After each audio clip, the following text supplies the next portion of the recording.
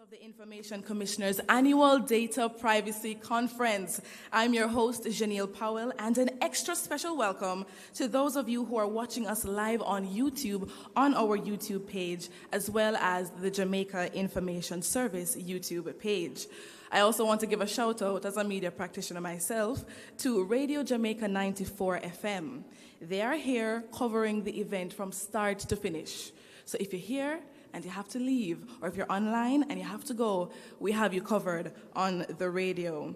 So please, let us start with a round of applause. Let me hear you. So the theme for today's event is Your Data is Power. Defend your rights, secure your future. This year's theme doubles as a call to action, as a charge to us as data subjects. It places special emphasis on us, empowering us, encouraging us to know and defend our rights to privacy and to take control of our personal data. The OIC was established under Jamaica's Data Protection Act and has organized this timely conference to educate the public, engage all of our key stakeholders who I can see here today, and facilitate essential dialogue on data protection for all citizens. Now, if you have your agenda in front of you, you can see that we're going to have a panel discussion later on, which will invite you here and you online to ask any pertinent questions that you have relating to data privacy. And so I think that we should all be gearing up to participate in that way. Now, the term personal data has been floating around for many, many, many years. But what really is it?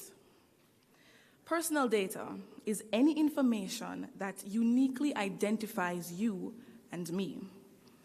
We who are living as individuals, or an individual who has been dead for less than 30 years. Yeah, you heard me right. Jamaica's Data Protection Act protects those who have died as well.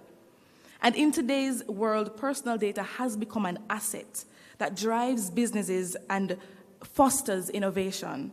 It's often treated as a form of currency, and like money, currency. So have you ever negotiated with someone, even on a casual basis, to say, all right, tell you what, I will give you half of this if you can tell me what had happened last week between so and so. As you can see, you're exchanging for something else. It holds significant weight, and if this personal data is misused or accessed by unauthorized persons, there can be serious and long-lasting consequences for an individual's future. But fortunately, today's conference will help us to delve into the rights that we have and the power that we hold to process our personal data and how that processing is done. But before we begin, we must stand for the national anthem of Jamaica.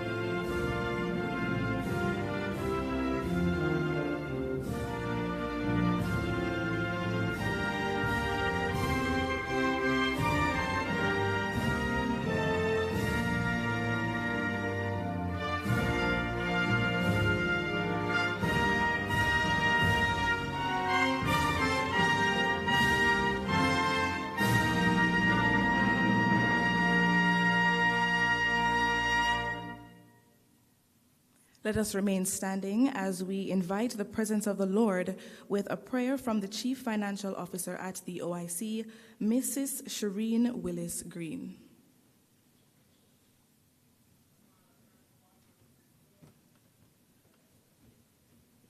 Good morning, everyone. Please bow your head for prayer at this time.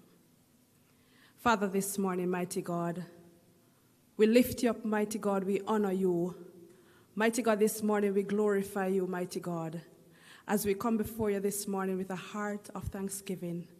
Mighty God, we thank you for everyone that is gathered here this morning. Mighty God, we thank you for this new day. Mighty God, we thank you, O God, that you are here in our midst, mighty God. And so, mighty God, this morning we place this conference before you. And as we place this conference before you, mighty God, I ask you for your leading and your direction. Mighty God, this morning I ask you for knowledge, wisdom, and understanding, mighty God. And we declare that all is well in Jesus' name. Amen. You may be seated.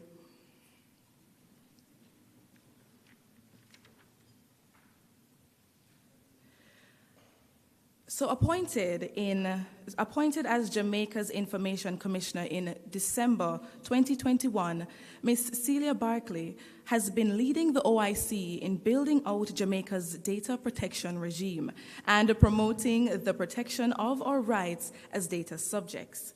Ladies and gentlemen, please make welcome Ms. Barkley to the podium as she brings us remarks.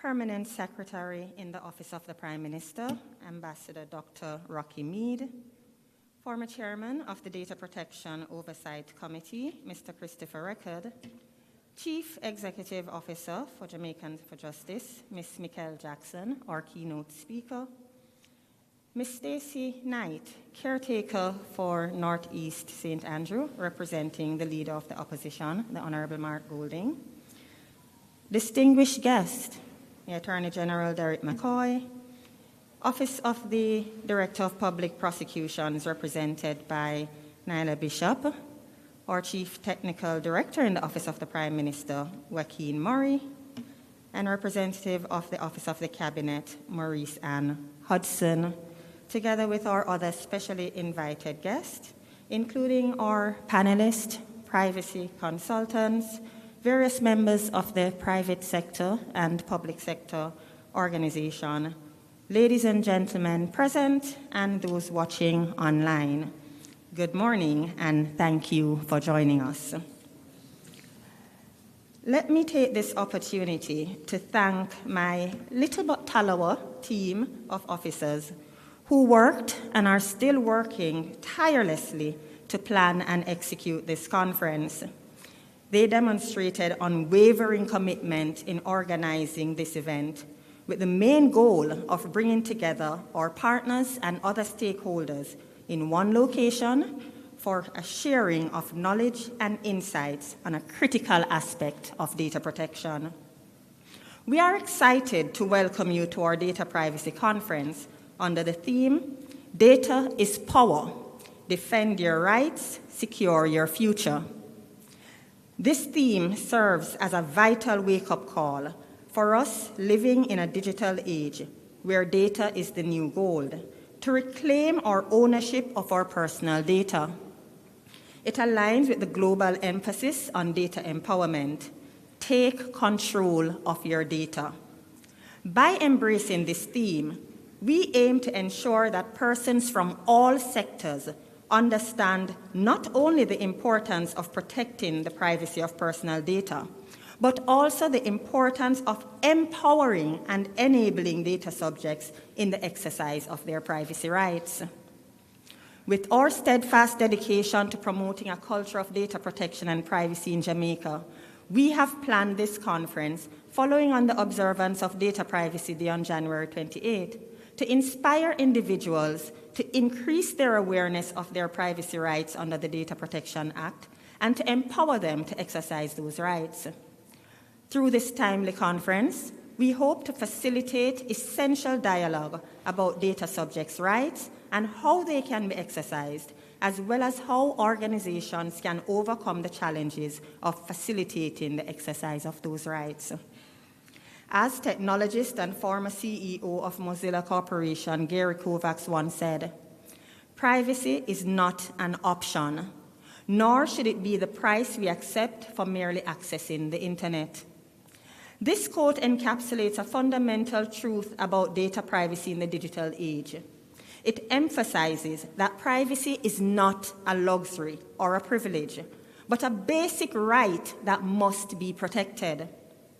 In today's interconnected world, where we leave digital footprints with every online interaction, this quote serves as a reminder that we should not have to compromise our privacy for the convenience of the internet.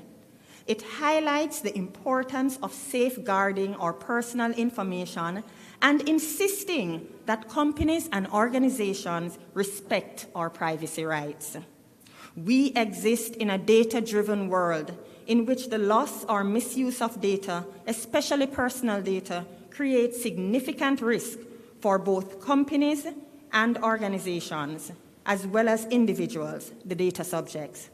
These risks include reputational damage, monetary loss, and identity theft, among others. It is because of these risks that data controllers face that cybercrimes are always happening, but are not always reported, despite the fact that victims are losing between $25 and $43 billion in just 1 year, 2023, in countries like the US, UK, Russia, and China, as was reported by Comparitech, a leading website providing information and privacy and cybersecurity service. It is because cybercrime is such a profitable venture that they estimate 1% of the world's population, that's 88.5 million people, fall victim to cybercrime globally each year. Jamaica has a special vulnerability. We are part of the Latin American and Caribbean region, LAC, identified as the least protected region, in which there are gaps in cybersecurity capacity due to, among other things, a rapid post-pandemic digitalization. Researchers project that by 2025, victim loss due to cybercrime, which is dependent on data, personal data, will skyrocket to $10.5 trillion globally. Ladies and gentlemen, data is money. Money is power. Your data is power. It is because of these same risks these same risks to data subjects that it is imperative that individuals, irrespective of age or technical proficiency, acquire the knowledge and skills necessary to safeguard their personal data, to control their digital footprint, and to protect themselves against cyber threats. However, because of the high likelihood of an attack and the risk of substantial adverse impact, individuals must go further. They must not just seek to protect themselves. They must take proactive steps to ensure that the data controllers to whom they provide their personal data, whether directly or indirectly, knowingly or unknowingly, are also taking positive action to safeguard that data against loss, misuse, and other wrong processing. Data protection is not just a responsibility or obligation of data controllers under the DPA. You, me, we are entitled to it. It is a right of data subjects, a right broken down into several privacy and access rights that must be freely exercised and firmly defended. Defend your rights. For the past 3 years since the Act and the OIC came into operation, we have focused a lot on the compliance obligations of data controllers. Their duty to appoint a DPO if required, register with the OIC and submit an annual DPIA once that provision comes into effect, to adhere to the 8 data protection standards, and to notify us as well as data subjects in the event of breaches, as well as to respect, uphold, and facilitate the exercise of data subjects' privacy and access rights. We have encouraged data controllers to instill confidence and comfort in data subjects to ensure that they know that their information is being handled safely and securely. This year's conference theme seeks to strengthen the focus on that last duty in the interest of the persons that the DPA seeks to protect. You, me, all of we, us. We are focusing on empowering data subjects regarding their rights to confidentiality, integrity, availability, and transparency. We are focusing on how data subjects can hold data controllers accountable for their actions and inactions and demand that they prioritize not just the privacy and security of our personal data, but also our individual and personal privacy rights. Data controllers must be made to recognize and respect our rights as data subjects to be informed about our personal data, how it is being processed, and to gain access to it, to have that data updated, corrected, or deleted as necessary and appropriate, our right to limit or prohibit any further processing of that personal data in certain circumstances, to have our data transferred to another controller or in a format as requested or convenient, to have our data processed for the purposes that we want and not for things like direct marketing without our free and informed consent. Our rights include ensuring that we are not made the subject of automated decision-taking without the right to it being reviewed by an individual that can appreciate our interest. Also, our right to be informed of breaches that affect us and to compensation where there's damage or distress suffered from a breach. Now, there has been a lot of talk about data controllers needing to adhere to the 8 data protection standards. And we know that efforts are being made to develop and implement privacy programs that will ensure compliance with the Act, especially with the requirement for technical and organizational measures to protect personal data. This year, we add to, not switch, add to the narrative. This year, everyone's attention, especially data controllers' attention, must be drawn to this most important compliance requirement. Process personal data with due regard to the rights and interests of data subjects. A failure to have regard to the rights of data subjects can be as costly as any breach. However, it must be appreciated that failure, for example, to facilitate data subject access requests may be due to genuine challenges experienced by data controllers, such as the volume and complexity of requests, difficulty in identification and location of data, especially where it is unstructured data scattered across multiple systems or platforms, an inability to comply with prescribed timelines, especially where the process of generating a response is not automated, as well as the need to avoid over or under disclosure of relevant information and many other challenges.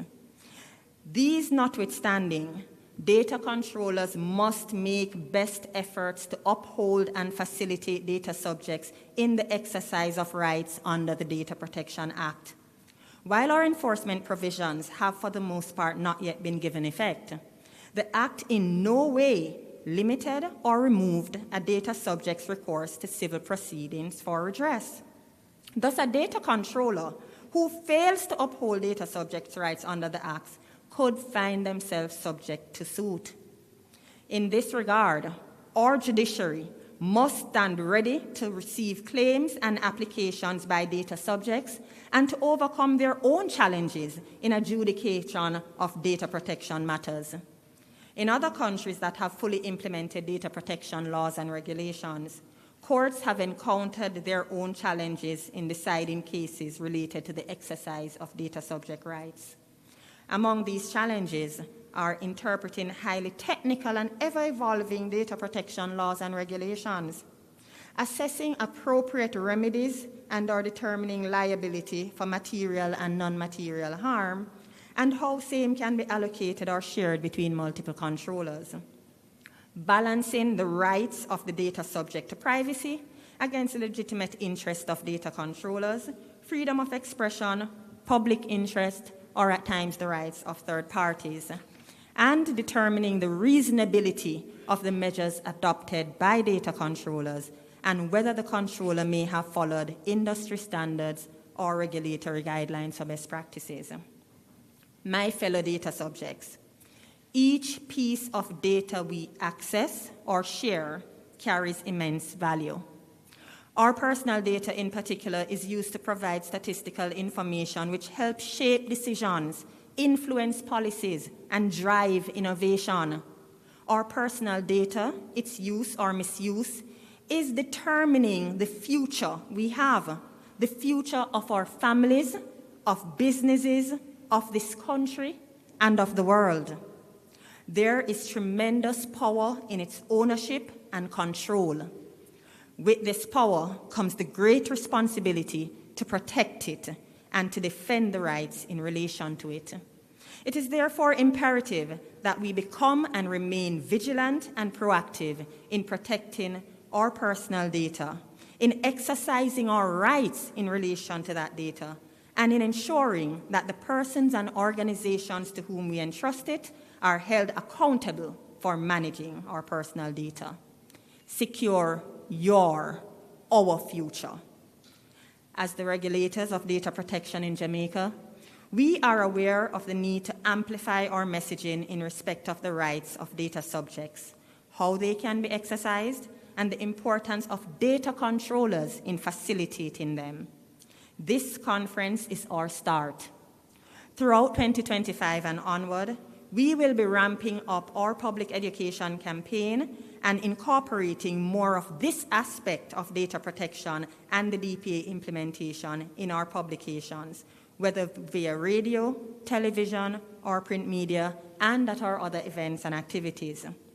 We recognize that establishing a robust data protection framework is not simply about enacting legislation, but also about creating a privacy-conscious society in which individuals understand their rights and are empowered to exercise them. By keeping you informed about our data protection laws and regulations, emerging trends, and existing best practices, we empower you and strengthen your voice in demanding accountability, in setting a firm foundation for a fair and equitable data ecosystem and a more secure future for all Jamaicans. Together, we can make data protection a tangible reality for every Jamaican. Thank you all for coming, and do enjoy the rest of the conference.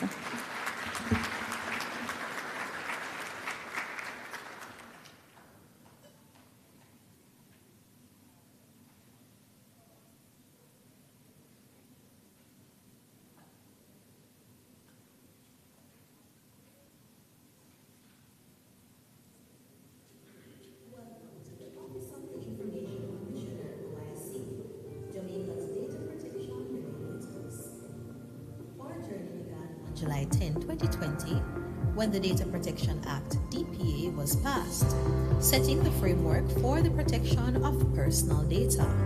Since then, we have made significant progress.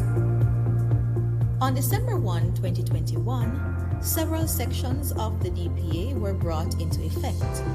These included provisions for the appointment of the Data Protection Oversight Committee, the appointment of the Information Commissioner, and the establishment of the OIC as the regulatory authority. December 1, as the first effective date of the Act, commenced a 2-year transitional period for data controllers to prepare for compliance.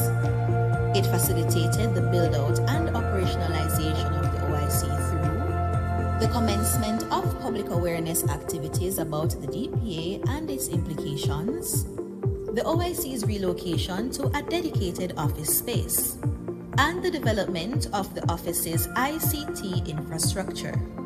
In July 2023, the OIC was transferred from the Ministry of Science, Energy, Telecommunications and Transport to the Office of the Prime Minister, reflecting the alignment of its mandate with the country's digital transformation agenda. The 2-year transitional period ended on December 1, 2023, with additional provisions of the DPA being brought into effect. With this came the requirement for data controllers to comply with prescribed data protection standards and to register with the Commissioner. However, registration was deferred for a further 6-month period. In the meantime, the OIC launched its website, oic.gov.gm, enhancing public access to the office and information about data protection. The year 2024 was a landmark year for data protection in Jamaica. It saw collaboration, growth, and the strengthening of our regulatory framework. The OIC's first annual Data Privacy Day Commemoration Conference, held on January 28, brought stakeholders together to discuss the status and future of data protection in Jamaica. This was the high point of a week of activities to boost public awareness. On March 4, the first set of regulations under the DPA, the Data Protection Regulations, were published, providing critical support for the Act's implementation. This was closely followed on April 1 by the publication of the Data Protection Data Controllers Registration Regulations, which further detailed the registration requirements outlined in the Act, ensuring clarity for all data controllers. Additionally, in April, the OIC joined the thousands of data protection stakeholders, including regulators, privacy practitioners, and academics, who shared in the IAPP's Global Privacy Summit with focus on data protection best practices, evolving technologies, and developing issues. This led to the OIC becoming a corporate member of the IAPP. When the 6-month extension of preparation time ended, registration commenced on June 1, marking yet another significant milestone in our journey. Our online registration platform was launched, and data controllers were able to submit their applications from anywhere at any time. On October 9, the OIC's Register of Data Controllers went live on its website, helping to promote transparency and accountability for persons processing personal data. A further thrust towards accountability came in November, when the Supreme Court delivered its first ruling under the DPA, setting a legal precedent and reinforcing the rights of data subjects and responsibilities of data controllers. Throughout 2024, in recognition of data protection as a shared responsibility, the OIC made key strides in formalizing its commitment to developing the data protection landscape through both local and international collaboration. Through its public awareness activities, the OIC helped numerous public and private sector entities better understand DPA compliance requirements. The OIC has also advocated for the development of training programs for DPOs. The OIC contributed to the implementation of several World Bank projects and initiatives linked to data protection, including a series of consultations promoting data protection across the Eastern Caribbean and highlighting Jamaica's progress in implementing the DPA. We also participated in the EU-LAC Digital Alliance Dialogue on Data Governance in Uruguay. As we look to the future, the OIC remains committed to promoting good practices by data controllers, empowering data subjects to exercise their rights, enhancing our regulatory capacity, and strengthening Jamaica's data protection regulation framework with the support of its partners and stakeholders. Data protection is everyone's business.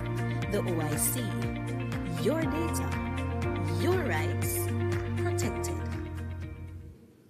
I think a recap like that deserves a round of applause. Because as we can see, this little but Talawa team is doing everything in their power to make sure that our data is protected. And there's something inspiring and invigorating about seeing the progress that is being made. I don't know if you see it too, but we're kind of bearing witness to something historic.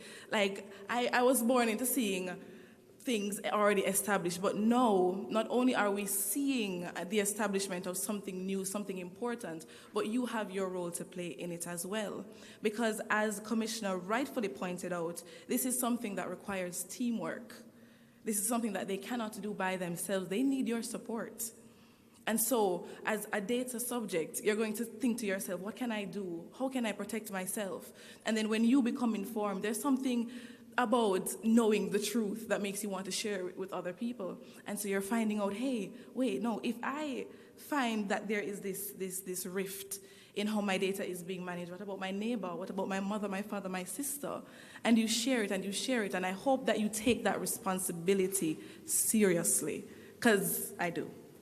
So we're going to continue into our remarks. I just want to thank the Commissioner again for sharing with us and reminding us of the importance of protecting our data and the important role that the OIC plays in that as well.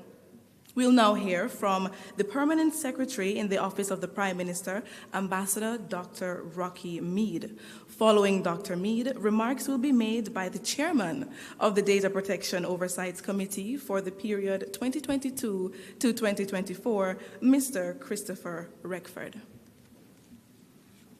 Please make him welcome.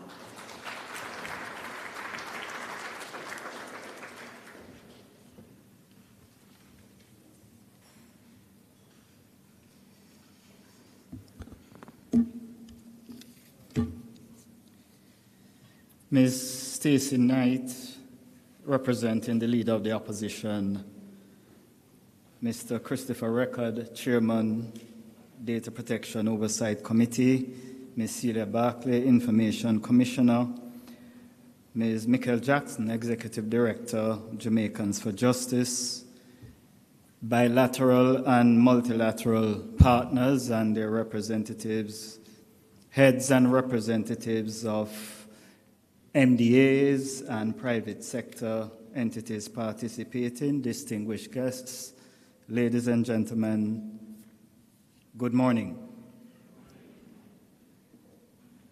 The Office of the Prime Minister considers it non-negotiable that all efforts be made to protect the privacy and security of citizens' data.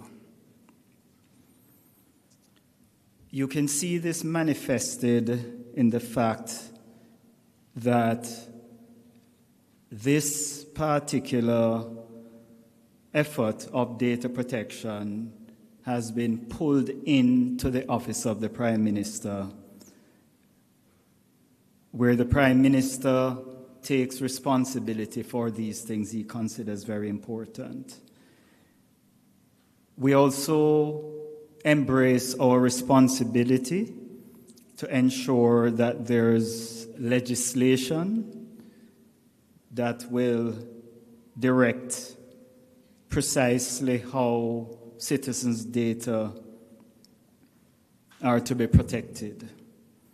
And we also take seriously our responsibility to ensure that the mechanisms are in place to enable the legislation and the enforcement of it. That's how the Office of the Prime Minister sees its role.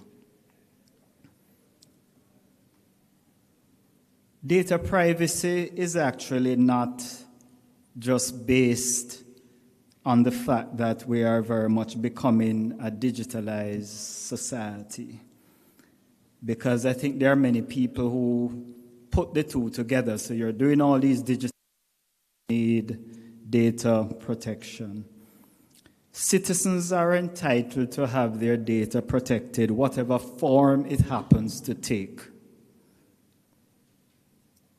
The reason for the increased interest and efforts at this time, as we seek to become a first world digitalized society, whether by 2030 or otherwise, is that the advancement in technology, and especially in cyberspace, allows for easier, unauthorized access to citizens' data. So that needs to be clear. It's not just digital data that needs to be protected, but digital data can be more easily abused.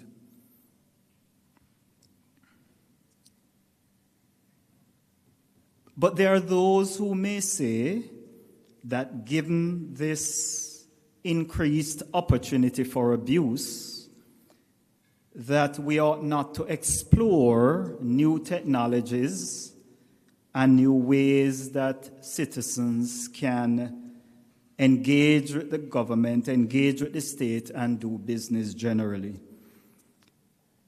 You will hear a lot of strong, well-argued objections to various initiatives that are proposed that would seek to make the functioning of the state more efficient.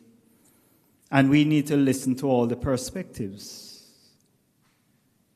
But we need to consider whether we should not explore opportunities for citizens to engage more efficiently because of the fears, or should we make these opportunities available, but then do what we're doing right here, ensure that there are mechanisms in place to secure citizens.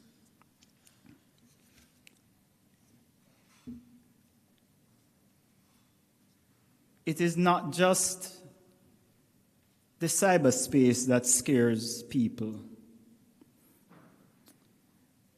For most of humanity's existence, whenever a significant technological leap is being taken, you always have persons who object, either on some principle or because of uncertainty.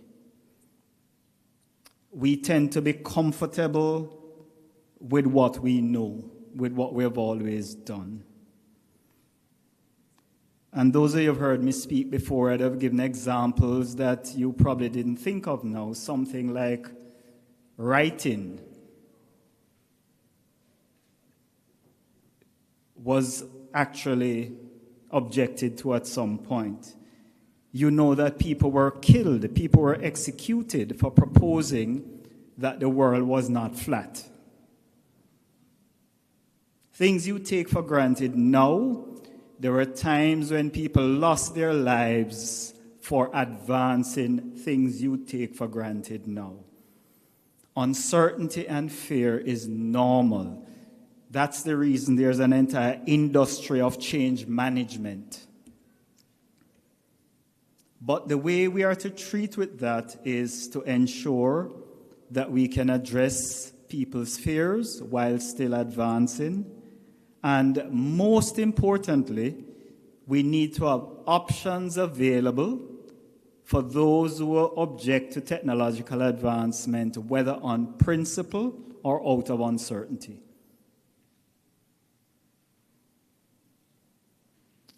In another forum, I gave the example of the fact that we are well advanced with mechanical ways of moving from point A to point B, but there are those who still hold to the fact that they want to use a horse and buggy, and they should have a right to do so. If you prefer to move by a donkey and take an entire day to get to Montego Bay, then that should be your right.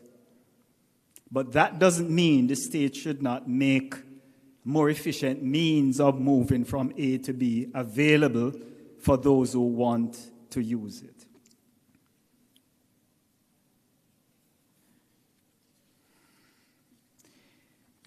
Public education is therefore very important, and therefore I was very happy to hear the Information Commissioner emphasize that.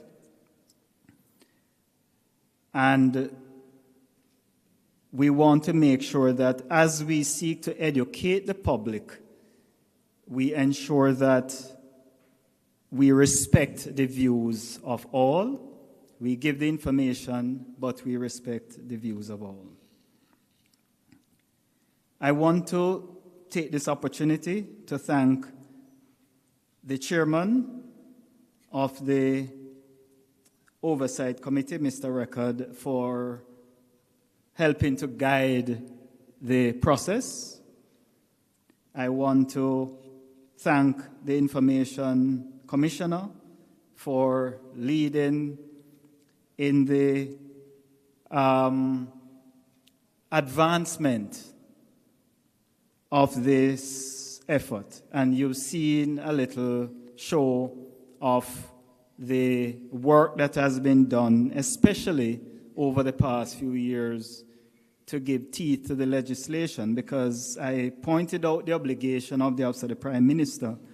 But of course, as you know, very often legislation is passed, but you don't see the effect of it because it's not implemented. So I want to thank the Information Commissioner and her team for advancing this process, and also for putting on the event like this.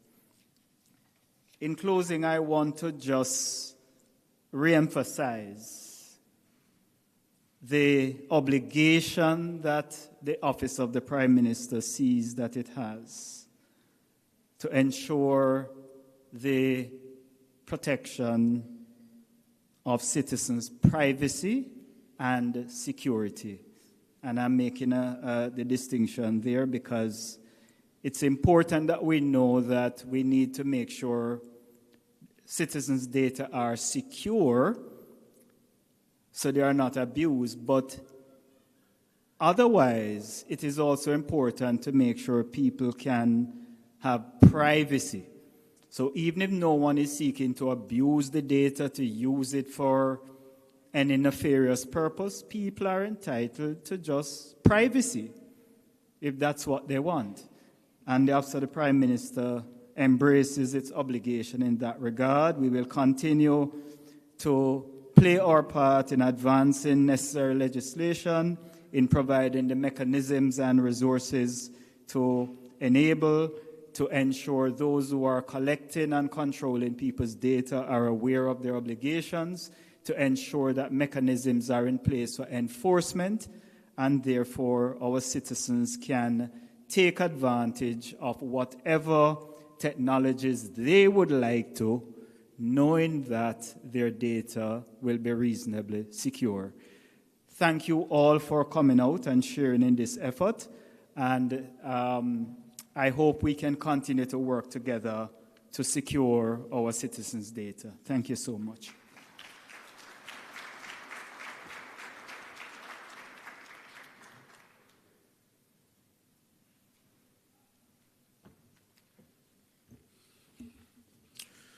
Morning, ladies and gentlemen.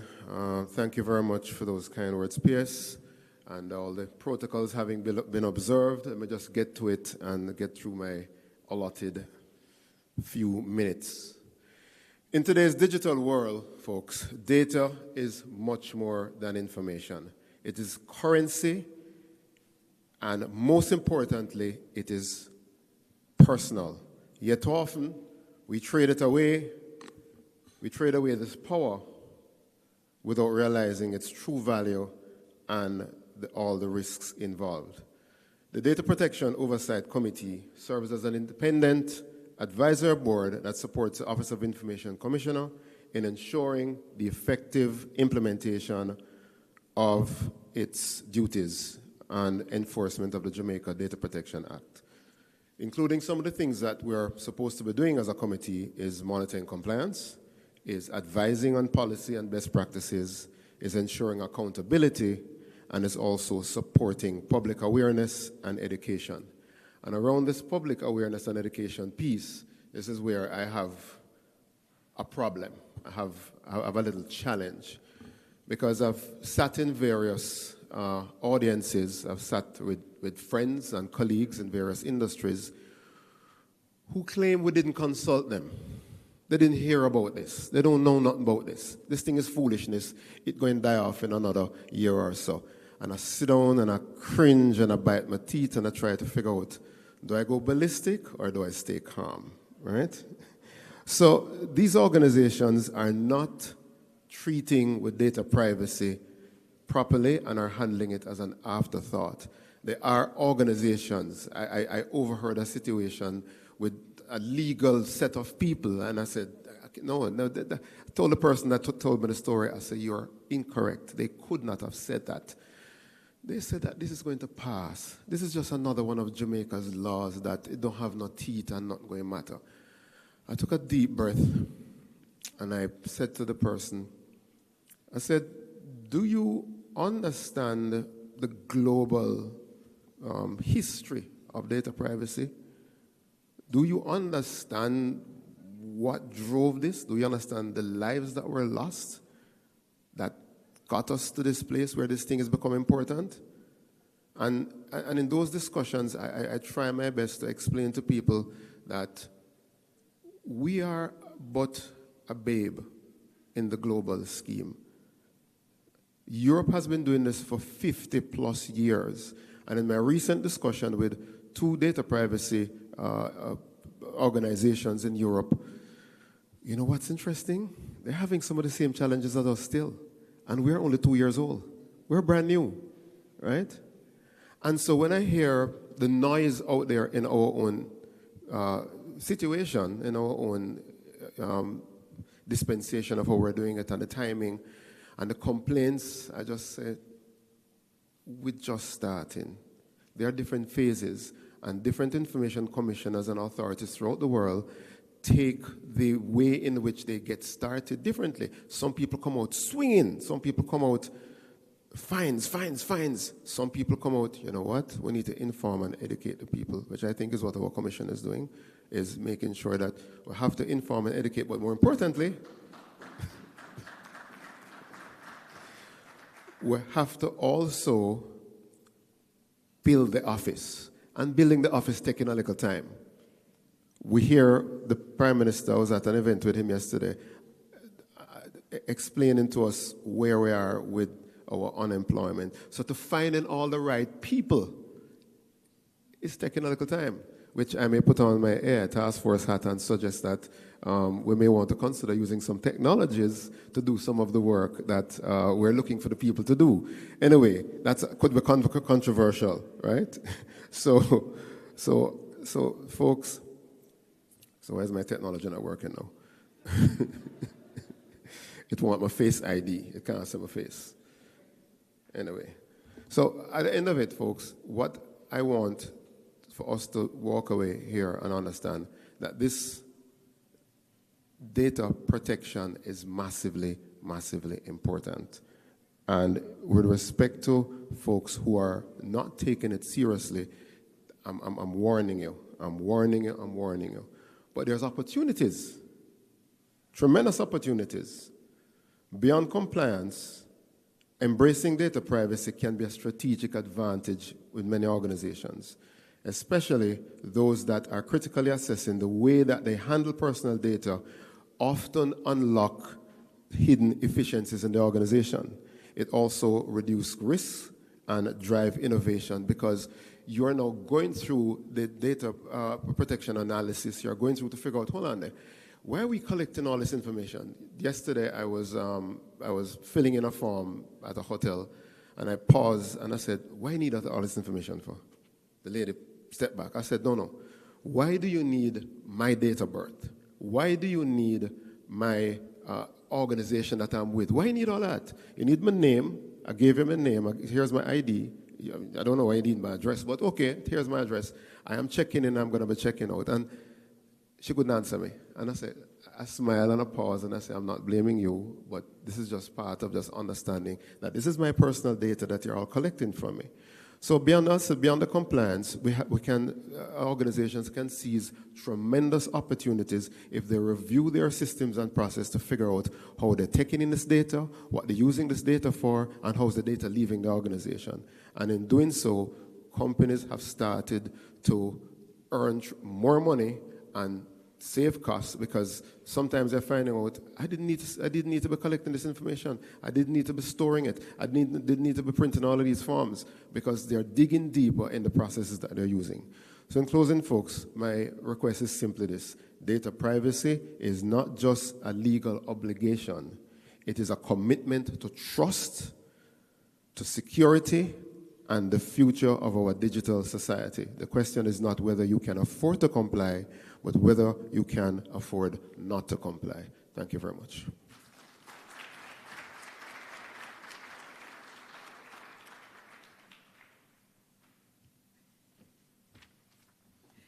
Now, exercising his right to rectification, I am here to rectify an error I made earlier.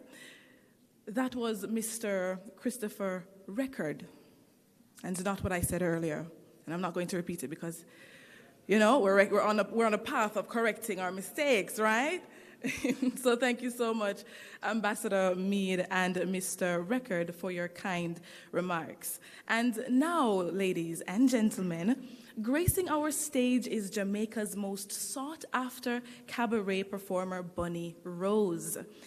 He has earned his reputation as a consummate professional, a premier performer performing to a diverse group of local and international audiences. What makes him extra special is that he sings in 9 different languages, which includes English, Spanish, Italian, Latin, Mandarin, German, Greek, and Hindi. All right, so we now have the pleasure of being favored with an item of entertainment by Mr. Bunny Rose.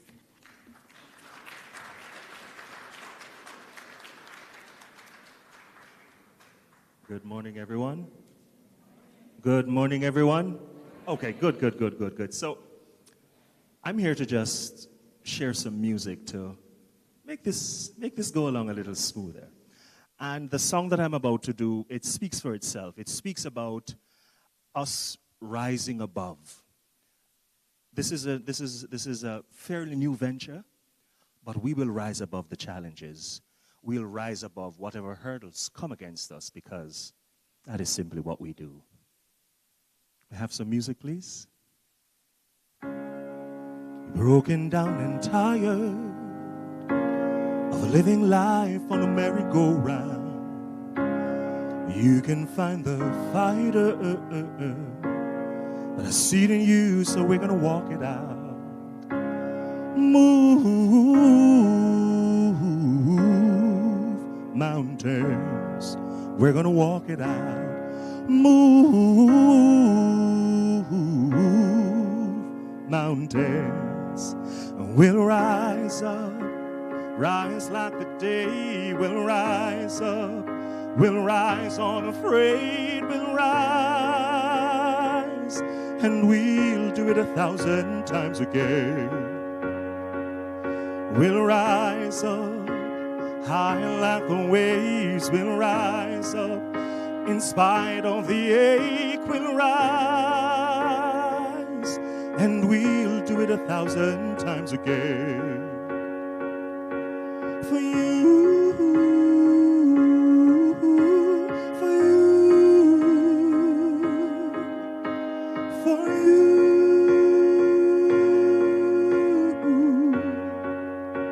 for you. When the silence isn't quiet and it feels like it's getting hard to breathe, and I know you feel like dying, but I promise you we'll take the world to its feet. Move mountains, we're gonna walk it out. Move mountains, we'll rise up. Rise like the waves, we'll rise up. We'll rise unafraid, we'll rise. And we'll do it 1,000 times again. For you, for you, for you, for you.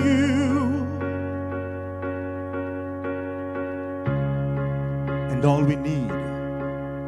we need is hope. And for that, we all have each other. We all have each other. And we'll rise. Yeah, we'll rise. Oh, we'll rise. We'll rise, we'll rise, we'll rise. We'll rise up. Rise like the waves, we'll rise up. In spite of the ache, we'll rise. And we'll do it 1,000 times again. We'll rise. Yeah, we'll rise. Oh, we'll rise. We'll rise, we'll rise, we'll rise. We'll rise up, rise like the day. We'll rise up, in spite of the ache. We'll rise, and we'll do it 1,000 times again. We'll rise, ooh, we'll rise, yeah, we'll rise.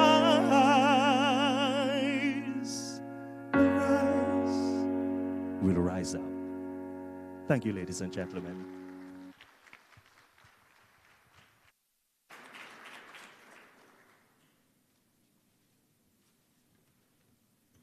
I think we can do a bit longer on the applause.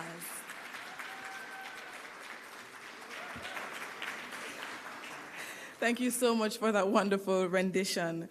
Now, I'm very excited. If you're following along in our programs, you can see that we are ready to hear from our keynote speaker, Executive Director of Jamaicans for Justice, Miss Mikel Jackson. Now, a little bit of history, because I'm very excited to introduce her. In a previous life, I was a journalist. And when I was covering any human rights story, I don't know if you remember, but I would call her for a bite, for feedback, I would call her. And now, in an almost full circle moment, I have the pleasure of introducing her here today. Mikel Jackson has over a decade of experience in philanthropy and development, showcasing leadership in organizational development, and NGO management. She has worked with both local and international development agencies, specializing in human rights, HIV/AIDS, youth, and education development. Academically, she holds a master's degree in public policy and management from the School of Oriental and African Studies at the University of London. She also serves as an adjunct lecturer at the University College of the Caribbean, teaching politics, business communication, sociology, and business ethics. And as the leader of JFJ, she has championed justice, transparency, and human rights in Jamaica. Her initiative includes the Know Your Rights campaign, justice tours, community outreach programs, and mobile legal clinics. She has been a vocal advocate for stronger accountability in security forces, legislative reforms, and the protection of human rights through educational and digital initiatives. Please make welcome our keynote speaker for the morning, Ms. Mikel Jackson.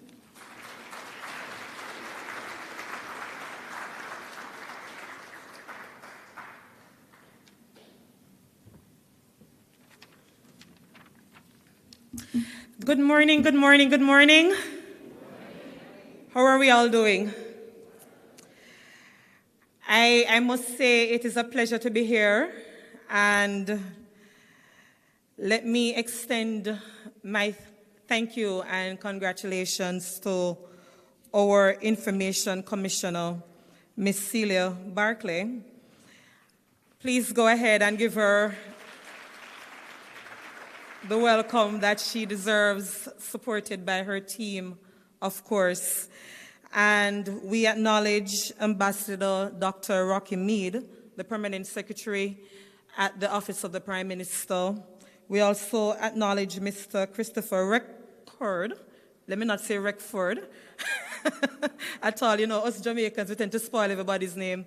I'm called Michaela from time to time, right? So that's how we do it here. But I will do the right thing and call the correct name. And we acknowledge our other guest speakers, those who brought remarks, and certainly those in the audience. And there are no young ones here. No? But again, it is a pleasure to be here to bringing remarks on this important journey. When we look at the theme that we're celebrating and recognizing, your data is power, defend your rights, secure your future, it brings into sharp focus how significant the Data Protection Act is. And when you look at a piece of legislation that is just 2 years old, because it came into effect following the transitional period in late 2023, but you hear the Data Protection Act being integrated in other pieces of legislation, in other policy development, and so on. So, for example, you hear us saying, where are the body-worn cameras? But when you read the protocol of that document that the Jamaica Constabulary Force has, it recognizes the importance of the Data Protection Act. When you look at the passage of the National Identification System, the NERA Act, it was delayed, and commendation to the government, because they are a listening government wherein they realize the importance of the Data Protection Act coming into effect before the NIDS would. So when we look at the Data Protection Act and how influential it is in data privacy, not only privacy, but security, we understand its importance. Now, knowing your rights in all of this is something I'm happy that the Information Commissioner and her team, they're focusing on. Because before, they had to ensure that data controllers understand their responsibility. But in this new wave, as I'm calling it, us as data subjects must understand our rights. And our privacy rights is not just in the Data Protection Act, but in the Constitution of Jamaica. And I have to mention that. Why am I also recognizing the Constitution here? Prior to 2011, we had our Bill of Rights in Chapter 3 of the Constitution. And then 2011, we saw a remarkable shift in Jamaica's constitutional framework when we had the Charter of Fundamental Rights and Freedoms so amended and passed.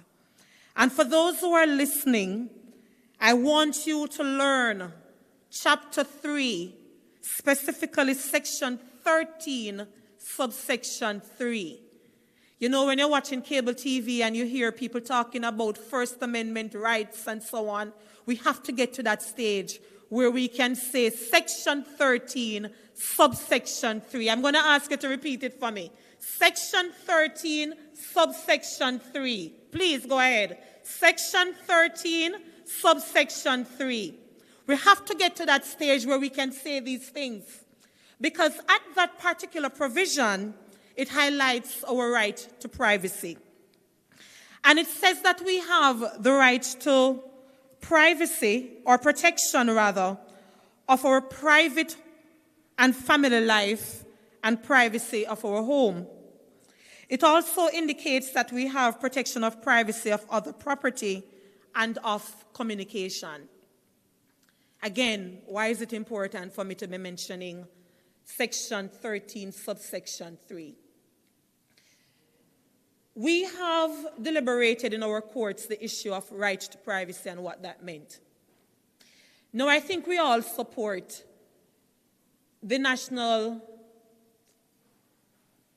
Identification Registration Act that governs NIDS. We support it. But we can recall in the first iteration of that legislation that there were some concerns about our right to privacy. And the courts had a deliberation on what Section 13, subsection 3 really meant. Because some legal minds were of the view that that particular section didn't really encompass a broad-based right to privacy as other jurisdictions.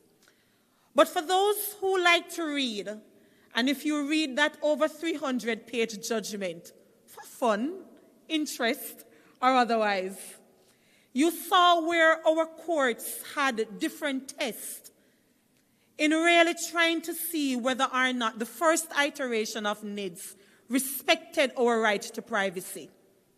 And they went all the way to India and several other jurisdictions to really think through how do we understand right to privacy in Jamaica. I won't read aspects of that judgment, but again, over 300 words, but it makes for good reading, yes? And with that judgment comes a full appreciation of what the right to privacy means. And it takes me back to the Data Protection Act and our right to privacy as data subjects. Because if we understand our right to privacy in a broad way, then we will be able to claim those rights as the Office of the Information Commissioner rolls out their public education. As we go online and sign up information and so on, we will understand how we use our data and how we protect our data. So in a digital era that we're living in, your data is indeed power. In a digital era, you realize that you put information in several spaces. If you're going online to buy music, your information is there. Again, if you're going to checking in for an all-inclusive weekend to relax you and your family, you hear the amount of information you have to share. Your love lives are on the internet for those who use the Cupids and so on. So you realize that different aspects of our lives are online already. We have a digital footprint. Our children are also online. And when you look at the amount of data that we input on these different platforms, then we understand again that data is power. And because it is power, we can look at it in different ways. We can look at data as property. And because it is property, it is currency. And because it is currency, we also protect it. It's like your money in the bank. I wonder if you realize that. That every time we input information, and again, the previous speaker said it, it shapes public policy. It tells you how people are affected in different ways, in different locations. It helps the telecommunication companies know how to market to us. When you go on Instagram, for example, and you look at a Beyonce video, you see the Beehive information coming up. For those of us who follow the news a little bit more, you see all of the news information coming up. It's because your digital footprint is being tracked. And because it is being tracked and monitored in different ways, it means that we have to protect that data that we have. Now, there is the old saying that knowledge is power. And if we recognize that knowledge is power, then we recognize that we must understand the different elements of the Data Protection Act and how it is written to protect our rights. So even when you look at this banner here, the right to be informed, we must have a right to know what our personal data is being used for. The right to access. You must have an ability to request your information. the right to rectification. Your personal data must not be incomplete or inaccurate. And by the way, some of these protections, they were in place in other pieces of legislation before the Data Protection Act.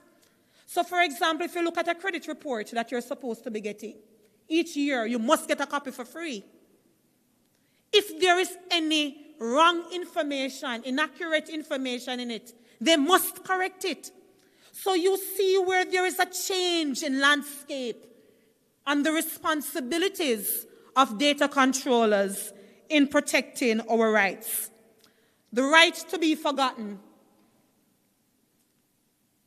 It may be a little bit more palatable when it is written and it's called the right to erasure. But that's what it is. The right to be forgotten. Again, if you look at different pieces of legislation, it has to indicate how long will your data be retained for? Who will be using it? Those information, they're there. It's in the NIDS, and it's in other pieces of legislation that governs national security. Who will have access to my fingerprints? What will they be using this type of information to do? And once you understand some of these fundamental rights, you have the right to object. No, I don't want my information to be used in this particular way. I don't want you to be texting me all hours of the night, to be using my data for marketing purposes. So when you look at the different elements of our rights in the Data Protection Act and the principle of what you see coming out based on the privacy rights that we have in our Constitution, we understand the importance of what this office is doing, and we must support it. Now, when we look at this concept of invasion of privacy, we tend to look at it in a very conventional way. We tend to look at it where we're poking our nose in somebody's business. When a neighbor pushes away the curtain and peeps at you. But in a digital era, invasion of privacy takes a different shape. And I think sometimes when we look at things so conventionally, it may almost let us give up our rights. What do I mean by that? A lot of times we say, because you're on social media, it gives somebody else the right to invade your privacy. Because you're on social media, it gives somebody else the right to put your image on something else. Because you're on social media, it gives somebody else the right to make some AI video of you talking and saying something that you did not say. That is an invasion of your privacy. I am on social media to follow TVJ, CVM, my good colleagues here. That's what I like to do. And when I tweet, I like to tweet about current affairs. That's my property, my words. It authorizes no one to use it without my expressed consent. And that's what I want us to appreciate. Not because we are online, it gives others the authority to use our information in a way that we did not intend for it to be used. So with data protection and data privacy, I want us to rethink how we think about rights, data privacy rights in particular, and what expectations of privacy can we have in a digital era. One of the things I like about this piece of legislation, and I've read every single word in it long before today, actually. Yes, I did. I like reading these things. I'm one of those people. I remember when this act was a bill, I was working with an HIV agency, and initially how this bill was being championed, due to no fault of our parliamentarians, some people saw it as just e-commerce purposes. Because you know we're part of the CARI Forum, you have the Economic Partnership Agreement and so on. So some people thought it's just e-commerce. When you go on Facebook, you buy something on Apple and so on. And I remember saying to a colleague, listen, this bill is going to be so critical and transformational in how we protect our rights in different spaces. And here it is today, that when it comes to medical and health issues, the Data Protection Act. National security, the Data Protection Act. Social protection, the Data Protection Act. It is tremendous in protecting our rights. And when you read through the legislation and the responsibility that data controllers have, again, let us treat our data controllers and urge them to recognize that they are champions of human rights. So similarly to how we have a Sexual Harassment Act passed through Parliament, and you see private sector entities and law firms having webinars. I know some of them have started. I remember, I think Trevor Forrest, I've seen your name on some flyers on social media. You've been a part of JFJ's Let's Start Justice show as well, talking about data protection, protecting your rights online through use of technology and so on. Let's have our data controllers be champions of human rights for the cause, where they're the ones who are telling us as data subjects, these are your rights that you have. If any of my employees or our system breaches those rights, this is how you can have the right to appeal, the right to rectification. That's what we want to see coming from our data controllers. Again, the legislation is so well written, wherein there is even a notice period, 72 hours, I believe, if there has been any breached. And we've seen some things happening in the public space recently. One of the entities, they came forth very quickly and apologized based on information that was made public that ought not to have been. Another one took a little bit longer, beyond what is required in the law for our comfort. And I just want to remind data controllers, when there is a breach, you have a responsibility to notify the data subjects. That is a responsibility under the law. But I think when we're speaking, we have to get beyond the law and just a sense of ethics, integrity, and morality as we respect the rights of individuals. As I close out in a few minutes, because time is upon us, the legislation is not just one that encourages. It also has teeth. It can bite. Up to $10 million, I stand corrected. There's a fine there for that amount. I believe section 62 it is. They say we must know it, you know. There's a term of imprisonment as well if you breach some of these provisions in the Act. Again, section 62, you have section 18 that spells out the offenses. Know them. Because if there's a failure, you, the data subjects, must be able to quote the sections. Let me repeat it for you. There are many sections with different fines, but 62 is the nice one because it has the $10 million in it.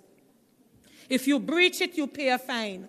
If you breach it, I think there's up to 4% of your income and so on that you have to pay. Listen, people, know these things, you know. Because to know our rights is also to understand that when somebody breaches them, we're taking you to court. I'm a firm believer in that. Because sometimes it's the court that must speak for people to listen. Know them. Exercise these rights. And at the risk of saying Mr. Cameron is here as an attorney, he's on your panel as well. You can get a card from him at some point if it's something that he's interested in doing. So compensation is one of those things that I do encourage people to know. Now, this legislation, as I said, is so important, but there is something, it would be remiss of me before I leave here not to indicate this. We have good legislation on our books. But I am concerned that with a piece of law like this, that is transformational, that we've had instances of the Data Protection Act being used to circumvent and undermine other pieces of legislation, namely the Access to Information Act, which is there. You have a right to know. Just as well you have a right to your privacy, you also have a right to know in our Constitution. So I'm very troubled when I see state agencies saying, I can't give you this information, notwithstanding your right to seek and receive information under the Constitution because there's a Data Protection Act. Stop it. This legislation ought not to be used to undermine any other rights that we have in our country. And I would urge state agencies to adhere to the law and ensure that we do not use it as a tool for secrecy. Now, my last comment. It is important to underscore that privacy is not lost or surrendered merely because the individual is in a public space. Your right to privacy is sacrosanct. It must be respected. And I will also say your data is power. Use it wisely. Protect it fiercely. Section 13, subsection 3. Thank you so much and have a good day.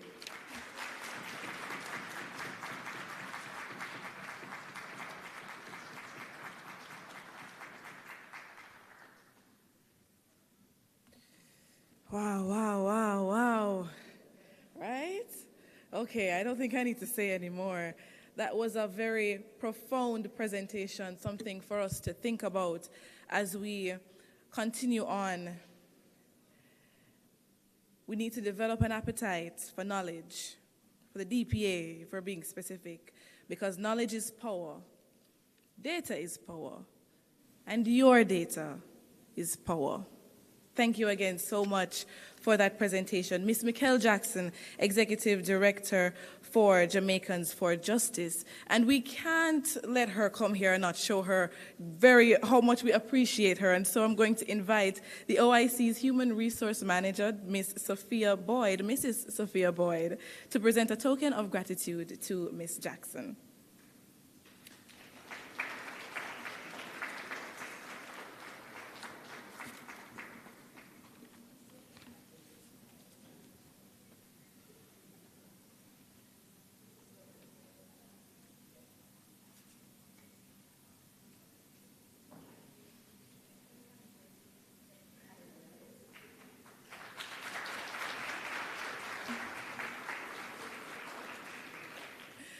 Now, after such a powerful presentation, I think we need some time to digest it, feel it, absorb it. And so we're going to be breaking for just a short while to allow you here at AC Hotel to refresh yourselves before we go into the second half of our program, which is the panel discussions that we have lined up. You online, you take some time, you also get your break, and we're going to be right back. And so for those of you here, we have a special treat for you outside. We have our exhibitors, the Bank of Jamaica, University of Technology, Privacy and Legal Management Consultants Limited, and MOCA here to kind of answer your questions and anything you have any information you have concerning data protection and privacy. They're here to answer it. And following the break, we will come back here for the panel discussion and the Q&A segment. Our theme, your data is power. Defend your rights, secure your future. It promises to be riveting, ladies and gentlemen, so I will see you on the other side of this break.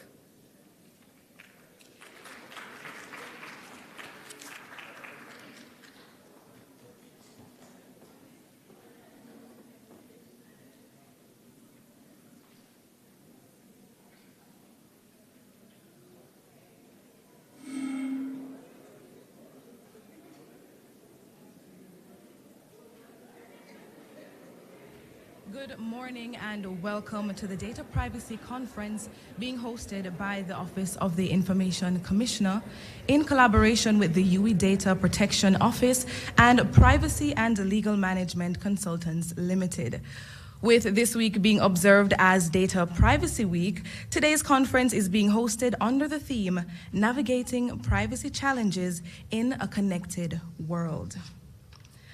I want to welcome those of you especially who are joining us live on YouTube at Office of the Information Commissioner and Jamaica Information Service, JIS. And also we're being televised live on JNN, so Jamaica News Network. So we're gone abroad, yeah? We can say that, right? So I would like to say that this event is for everyone. Everyone. With technology being a part of our day-to-day and in the way that we do business, in the applications that we use on our phones, our information, like never before, is available for everyone to see, which makes it very important for us to protect our information. Our privacy is under increased threat and on a scale that we probably couldn't have imagined 20 years ago. So it is very important that this conference helps us to address the complexities of navigating privacy in this interconnected era, exploring the concerns and evolving dynamics that shape our interconnected society. Before we begin this journey, of course, let us invite the presence of God, which will be done by Public Education Officer here at the Office of the Information Commissioner, Khadija Bryan.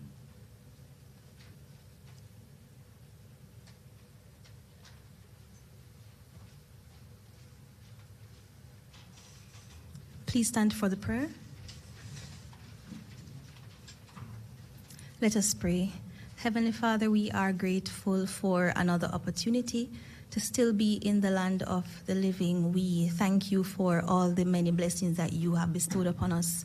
And as we're about to begin this data privacy conference, Lord, let everything that is shared be of value so that everyone understands the importance of data privacy in this connected world.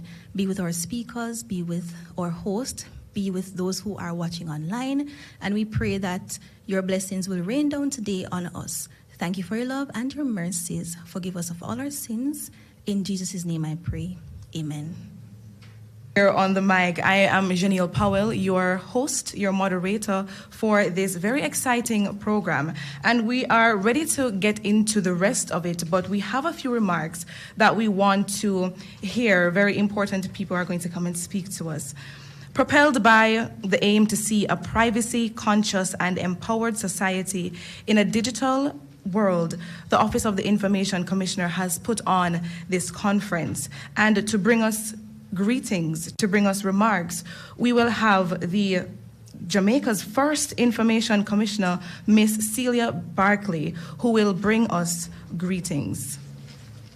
Good morning and welcome, everyone. Let me first of all thank you all for being here. And I would like to start, as much as I know we'll end, with a vote of thanks, with my own personal thanks to our stakeholders and partners for this event. In particular, and there's a reason I do it, I thank the University of the West Indies Data Protection Office for hosting us, as well as PLMC, who are patching in to this event to live stream it to increase our viewership. Now, I say that because we are here celebrating Data Privacy Day. The day will be on January 28th, on Sunday. And when we thought about what this office could do this year, firstly, we wanted to do something, and we wanted to do something impactful. But we wanted it to spotlight the topic. I'm not going to say the issue, but the topic of data privacy, because it's something that touches and concerns each and every single one of us. And so it has been in the news, in the media, everywhere, but certainly we wanted to ensure that at this critical time, all eyes and ears were here. And if ever there was a theme that would shine a light on exactly where we are and what our focus should be at this time, I think it's the one that was chosen. And I must thank and credit our public education officer, Ms. Khadija Bryan, when she approached me with her proposal and said, Commissioner, I have a theme, and I think this is it. Navigating privacy challenges in an interconnected world. I didn't second guess it. I look at Jamaica and where we are a relatively young country by all accounts, but very ambitious and always trying to keep a pace with everything else that our first world neighbors do. And I look at the monumental task that we have taken on in trying to pass and implement a Data Protection Act with our limited resources, because that's what we have, that's what we're working with. And so when we talk about challenges, there is absolutely no doubt that we are challenged. We're challenged individually, we're challenged collectively in our groups and our sectors, and we are certainly in many ways challenged as a nation. But when has challenges ever stopped us from trying? It never has. And so it's just a matter of how do you navigate those challenges? But in doing so, and especially if you're doing it in the field of privacy, you have to think about that interconnected nature of people, of organizations, of countries, of the entire world. We don't stand separate and apart anymore. We are in a time that is moving fast. We're in a world where the gaps are closing rapidly. Everybody has or can find information about everybody else. And so the question is, who are you? And do you have full control of your very being, your identity, the personal information that makes you who you are, when it can be passed at the click of a button from one device to another? Not to the person next to you, but to the person hundreds of thousands of miles away across the globe. See, interconnectivity is also a tool, a strategy for mitigating those risks, because it is through our own connections, as is represented here by the stakeholders that we share this event with, that have partnered with us over the past 2 years and that continue to partner with us. It is from those bonds, those linkages, those sharing of resources that we were able to get here today.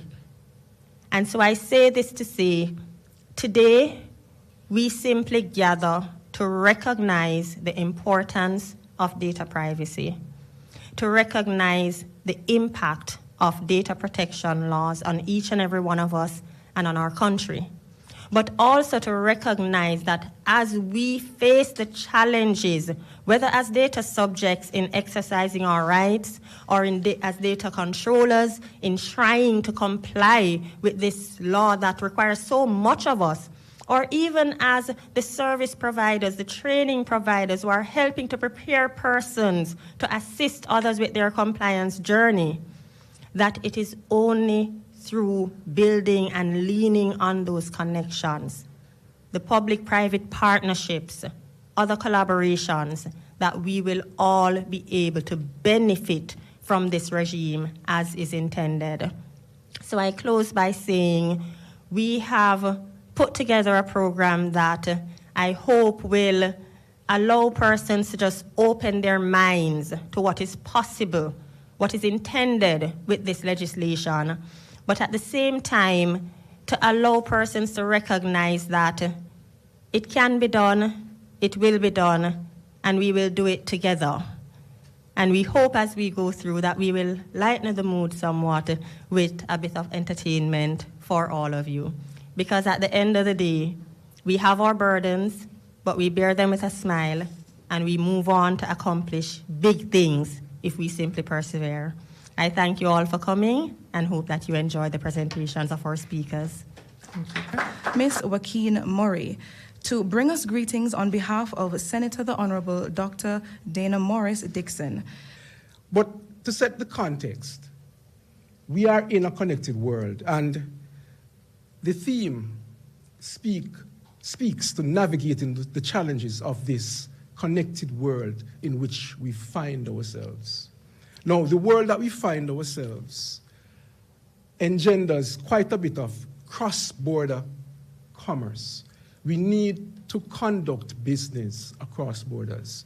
In fact, according to the World Economic Forum, in last year's meeting, not the one which just took place, it is estimated that over the last 10 years, up to last year, the trade which took place via electronic commerce was estimated at $2.7 trillion US. That's quite a bit of money. And today, nearly 2/3 of commerce is related to digital technology. Now, that is nothing to scoff at. We are recognizing that technology is not only a facilitator, but it's also a driver. But I want us to pay attention, because data protection is not only relegated to digital technologies, it also encompasses the normal things that we do. When we entered this room, we would have given our names to the registrar outside who was registering individuals who were coming in. That is personal data that we just passed. Now, that is something that has to be protected outside of the digital space. And it's something that we have to start thinking about. In addition, though, McKinsey Global, and that's a large consulting firm, they have said that in addition to commerce, we're talking about flows which represent knowledge, know-how, intellectual property, and yes, data, personal data. These grew by more than 40% per year over the last 10 years up to last year. So there is exponential growth in the flow of information and how this information is going to be used or is being used across the world. So that is some context for you. Further, going back to the World Economic Forum, there is a basic dilemma here. What is that dilemma? The dilemma is not only about you placing your personal data in the various applications that you interact with in cyberspace, not only about you doing trade online, but it's also about governments. It's also about governments protecting their citizens. And this protection involves regulation. But you see, regulating how data is used within the local jurisdiction is really challenging enough. Governments now have to regulate cross-border transfers, which is a part of... So, ladies and gentlemen, please welcome Dr. Patrick Anglin as he presents on the topic, Overcoming Challenges for Data Protection Compliance within related organizations and across jurisdictions. Privacy champions. Try not to quote, at least at the outset, the penalties section of the legislation. We like to quote that, the 5 years in the parish court, you can be imprisoned and $5 million, and the lawyers like to quote that. Who everybody can point to and say, that's the czar, that's the privacy man around the place. That person is the driver. To do that, you have to appoint a leader for the entire process. We haven't started with the law part yet, We're just looking at the organization. And perhaps my colleague presenters will deal with the law better than I.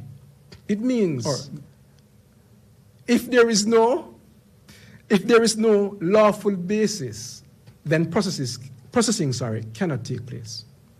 Now, there are some exceptions to this. Consent is one exception. And we're not going to go into the rest of the exceptions. Compliance. For fair processing, very, very simple. Do we have privacy statements around our notices to our data subjects? What are these? So for example, let me give you an example. At the university, we have 4 of these statements. We have a general statement to tell the general public how we process their information. We also have one for our current students, one for staff, and the one for staff is very dynamic. It's ever-changing. And then we have another one for alumni. This is how we embed this particular compliance mechanism. But in addition, records retention. We have a set of records retention policies. In fact, before this, we have an archives and records management program which deals with how it is we manage records from entry or from creation to disposition. It's important. I'm going to finish. Lawful processing. Again, this speaks to the consent forms necessary. We have to look at existing contracts between us and other entities. And if none exist, we have to put them in place. We have to also look at our own legal obligations. So I'm going to stop now, because I think my time is up, and summarize. The first thing that we have to start thinking about and understand, we have to recognize this is not the GOJ making your life more difficult. You saw the map that I showed. This is what is happening across the world. In fact, the UN system has 193 member states. Of that, 158 of them have legislation in place. 193 countries.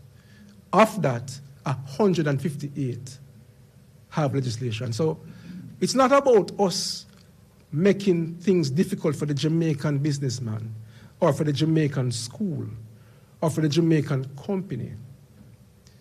We have to look at our organizations in terms of operations, in terms of its culture, and embed privacy in the culture. The principles come first. Crucial aspect of the program with our second presenter, Justine Collins. She is an attorney at law and privacy specialist at Hart Muirhead Fatta. Managing the risks of interconnectivity and future technological developments. And when I got this topic, I don't know about you, but I had to Google it. Interconnectivity is really lots of people collaborating with one another over a thoroughly meshed network, right? So when we talk about connectivity, and we've heard a lot about it today, the click of a button nowadays with the World Wide Web and with the internet, we are increasingly interconnected. What are some of the implications? Because I know we had this wonderful musical selection about the unreachable star, and you know, that was my graduation song for prep school, The Impossible Dream. But I don't think data privacy is an impossible dream, right? Right, Ms. Barkley? It certainly is reachable, but we will all get there together. And so when we're talking about interconnectivity, there are benefits, there are implications. So improved efficiencies, we heard about how data privacy and interconnection can be a strategy. So we're able to, instead of having all of these charges taking up the rotary telephone and calling, we can send a little email, click of a button, or we can send a WhatsApp. So as we navigate this interconnected world where at the click of a button, information can be shared and, you know, everything can be uploaded, how are we dealing with it from a data privacy perspective? What are the risks? I don't like to talk about risks to start off. I like to start off with the benefits. But yes, there are some risks that we have to think about. So data breaches. your vendors, your third parties. So very, very important. As we're able to connect with a large amount of third-party providers, we're able to get this really inexpensive provider out of India, or, you know, compared to some of the providers we're seeing in the States, you're just like, oh my gosh, this is great. But then you start seeing, okay, we're going to be sharing, we're giving access to providers across the world our personal data in our systems, our customers' data, and our employees' data. So we have to be mindful about possible data breaches. You don't want to be in a situation where you have a software provider or you have a third party and there's a breach and you hear about it 6 months later. And it's something that's very, very real, because you as a controller company, you have certain obligations, 72 hours, right, to report any kind of data breach. So you want to be in a position where you are. So as we heard before, when you're processing data, you need to ensure that you have one or more lawful bases for processing.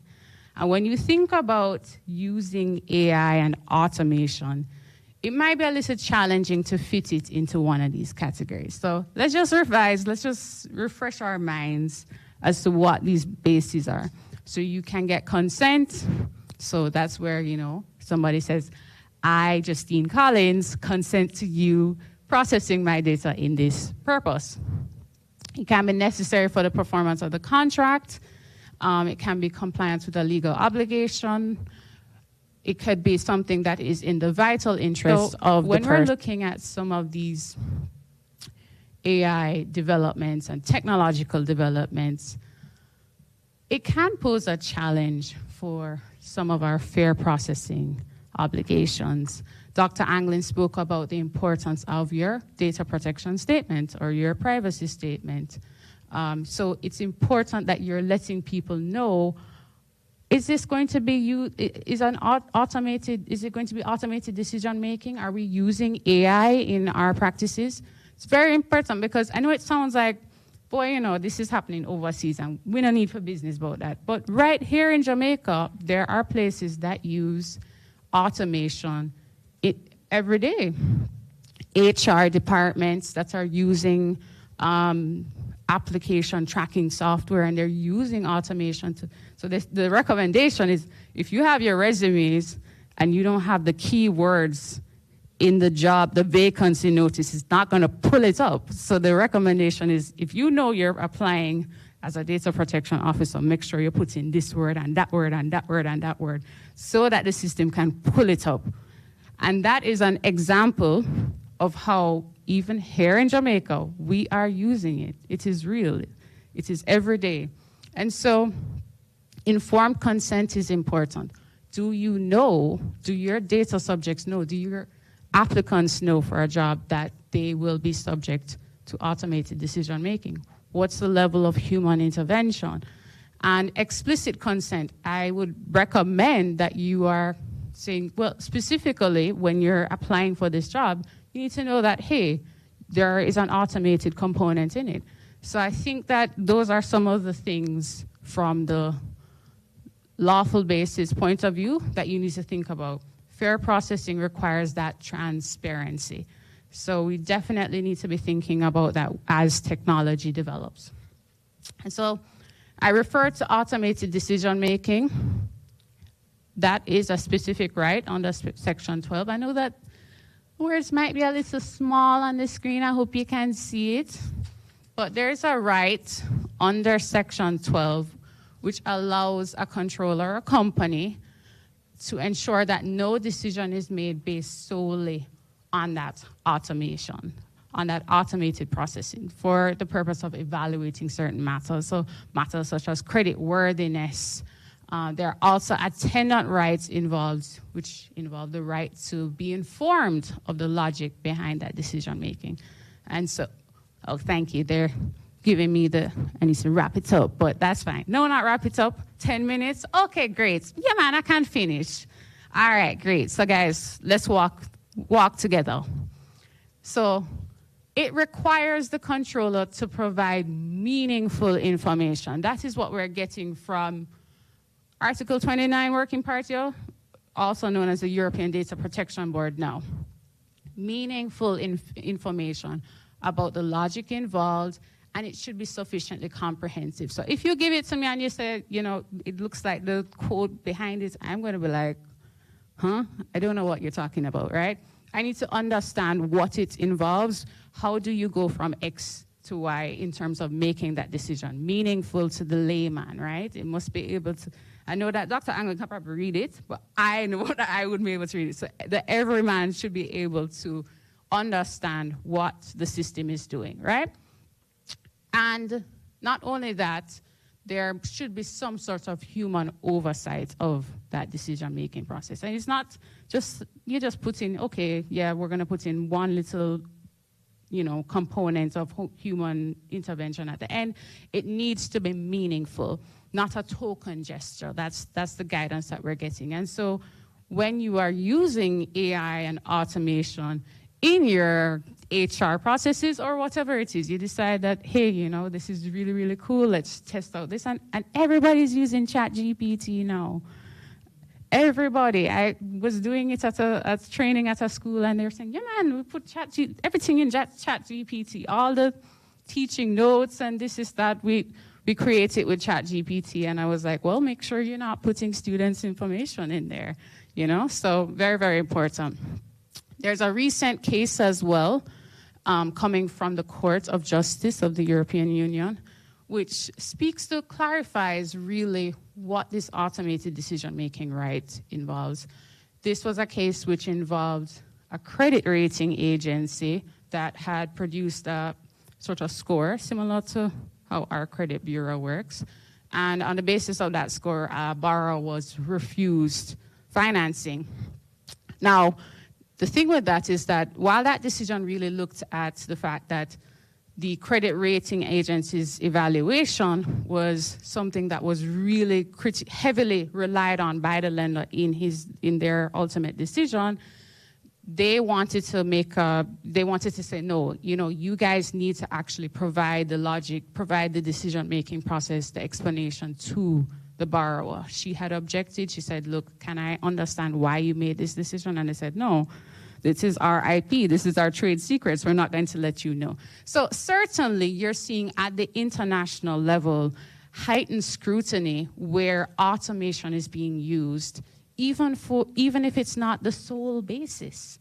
And so we do need to be very, very careful as we pull for all of these new trendy things. And yeah, man, we're going to vet applicants in this way because we get hundreds of applications. We need to be mindful of how we're doing this and the data protection ramifications of it. About your processors, your third parties. Not only, yeah, consent is really important, but a lot of times you have a whole lot of processors that you're not thinking about, and you're not thinking about Section 30, which requires you to have sufficient contractual guarantees in place. Who are you interfacing with? You're sharing information. Just sending an email with personal data has an implication. So I know that there's some work in this space in terms of possibly getting certifications, data protection certifications for companies. So that could be something that is a good tool for assessing whether or not a vendor is compliant. CEO and founder of Design Privacy, Chukwuemeka Cameron, is here to welcome us to a roadmap where innovation meets implementation. Nature. And as a business, we collect as much information as possible. Why? Because we may need it. Why? Because we have AI, because we have machine learning. Those needs large data sets to be able to analyze and derive actionable information. So it's an imperative to collect these large data sets. And even if it's not for that reason, why? Because we always did. And that's my natural disposition. We want more. What processes these large data sets? Servers that consume energy that can take down our grid. if it is, we were to implement, not because it's a nice principle, that doesn't work. There is no incentive for us to adopt that principle of data minimization. You have to have a law to tell people, no, you cannot collect it unless justified. And this is not legal. It's a fact. There's an imperative to collect it without any justification. So to minimize that, you have to say, no, you have to justify why you are collecting it. Let me bring that home with the final piece now. If it's the servers that are processing these large data sets, and you minimize the amount of data that you are collecting, you're actually reducing the cost of energy. A very direct relationship with maintaining our national grid and implementing data protection principles. So that one may have maybe a new concept, but when I'm put in an unfair position, I usually like to rise to the challenge. Okay, so now I'm going to go back to what I had in mind. And this is me hedging against the book, the person who wrote the book on digital transformation, because I can't appear to speak to with any authority on the issue in front of him. So I'm going to take it from a different angle, because I never read his book, because he has not provided me with a copy of the book as yet. So what do we think of when we speak about digital transformation? Digital transformation is not AI. That's not digital transformation.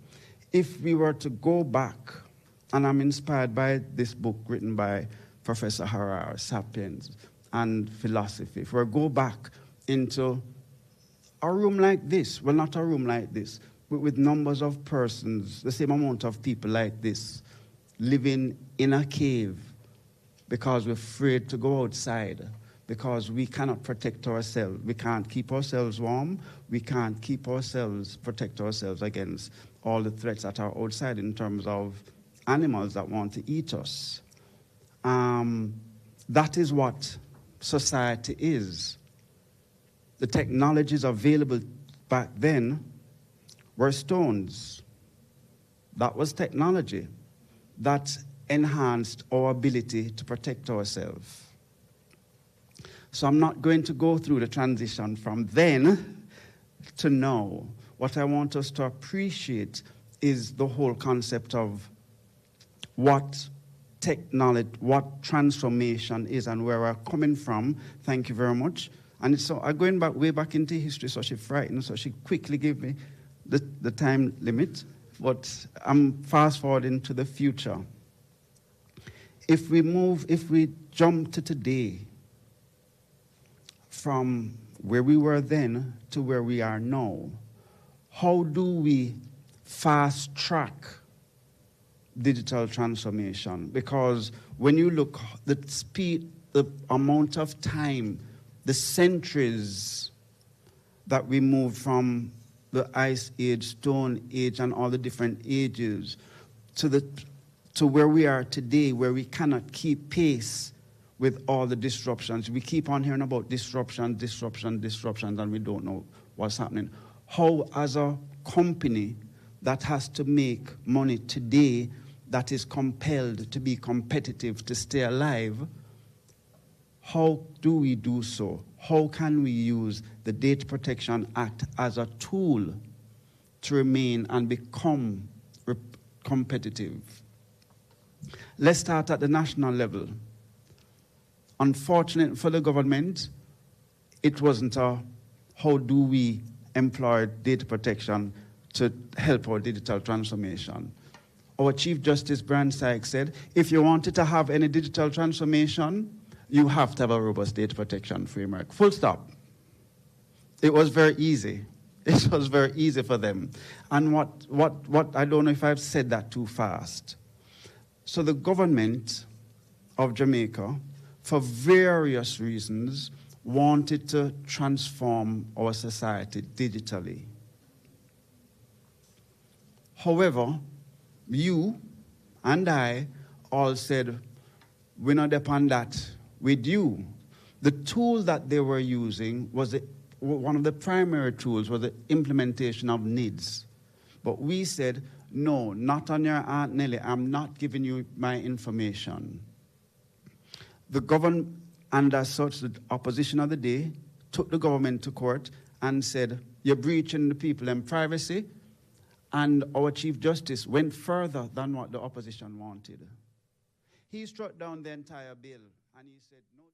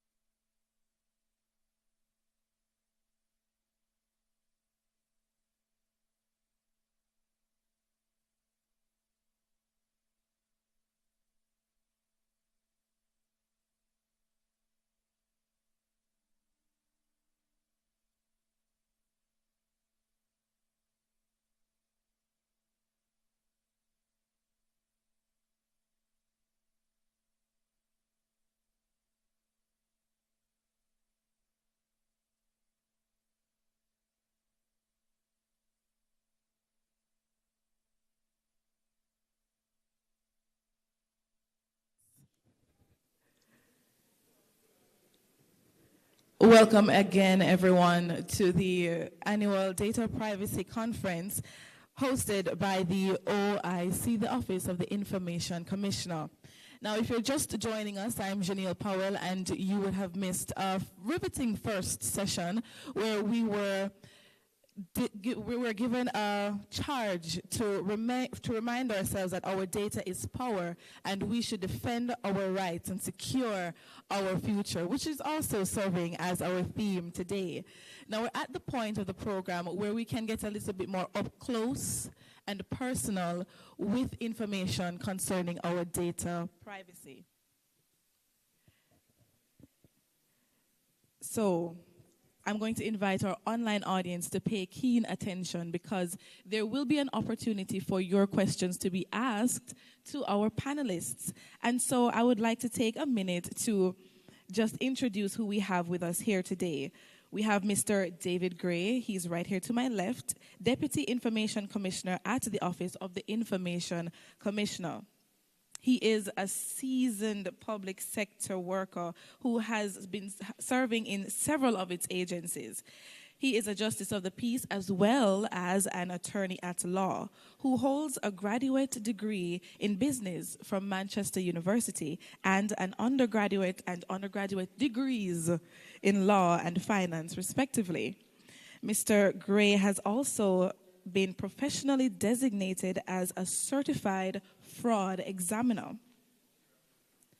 We also have Ms. Chavanice Arnold. She is an attorney at law and a governance, risk, and compliance specialist. She has led the establishment of numerous data protection implementation programs, as well as conducted over 150 data protection training sessions for institutions in both the public and private sector. She also leads a course on data protection compliance at the UWI School of Business and has also delivered compliance training across the Caribbean region and North America. And last but certainly not least, we have Dr. David McBean, the Executive Director of the Mona School of Business and Management.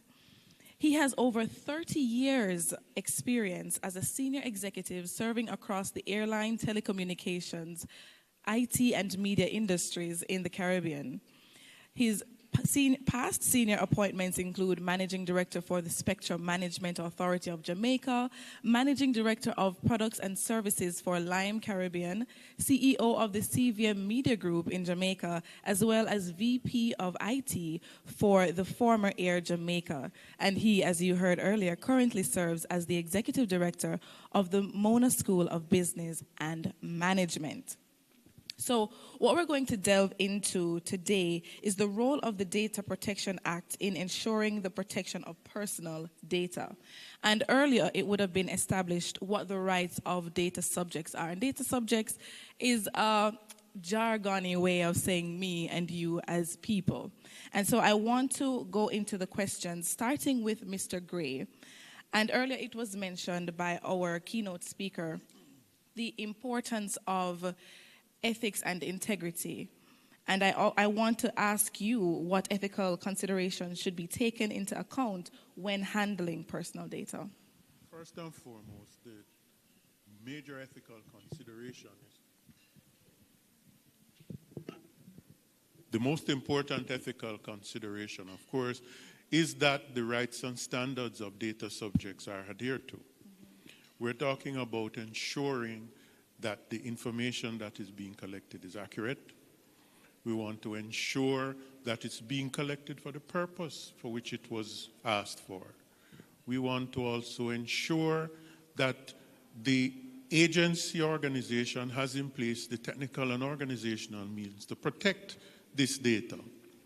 Of course, we also want to ensure that the rights are covered. We want to ensure that accurate data is dealt with. We want to ensure also that our data subjects, the standards, as I mentioned before, would have been upheld. The rights are also upheld. And the information which is being collected fairly and lawfully. Because if it's not being collected fairly and lawfully, that principle is the most unethical part of the practice of collecting the data. And remind us briefly what the rights of the data subjects are under the DPA. Well, first and foremost, you have the right to rectification, which is to correct any errors or inaccuracies in the data. You also have the right to access your data. Now, of course, accessing the data, there are limitations in terms of exemptions in the Act to deal with the accessing of the data. You also have the right, as was previously mentioned, the right to be forgotten, right? Of course, the fourth and last right, of course, would also be to ensure that in addition to the processing of the data and its accuracy, you also want to ensure that the relevant permission is granted and that the processing is being done in keeping with the permissions that have been granted.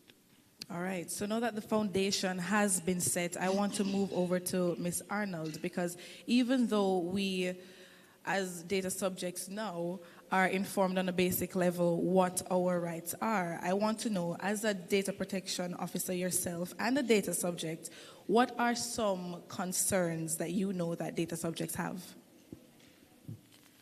First and foremost, data subjects have a big issue with not being told what their information is going to be used for.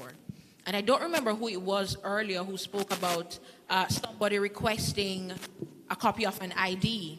And he's asking, yes, Mr. Record, and he's asking, okay, why do you need my ID? And nobody furnished him with an answer. But I think, too, it's because data controllers do not understand their duty to inform data subjects about the processing of their personal data. And you spoke about ethical considerations earlier, and a big ethical consideration is transparency and building trust. You want to let people feel as though you respect that this data belongs to them, but you are only processing it for their purposes in a respectful way. That's one of the biggest issues data subjects have. Point of trust, Mr. McBean.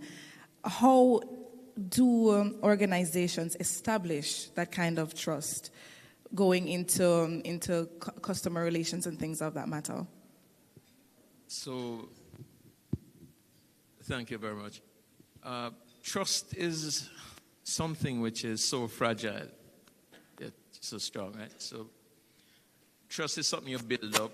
People sometimes talk about brands. So you'll trust some people to take your data because you believe they'll take good care of it.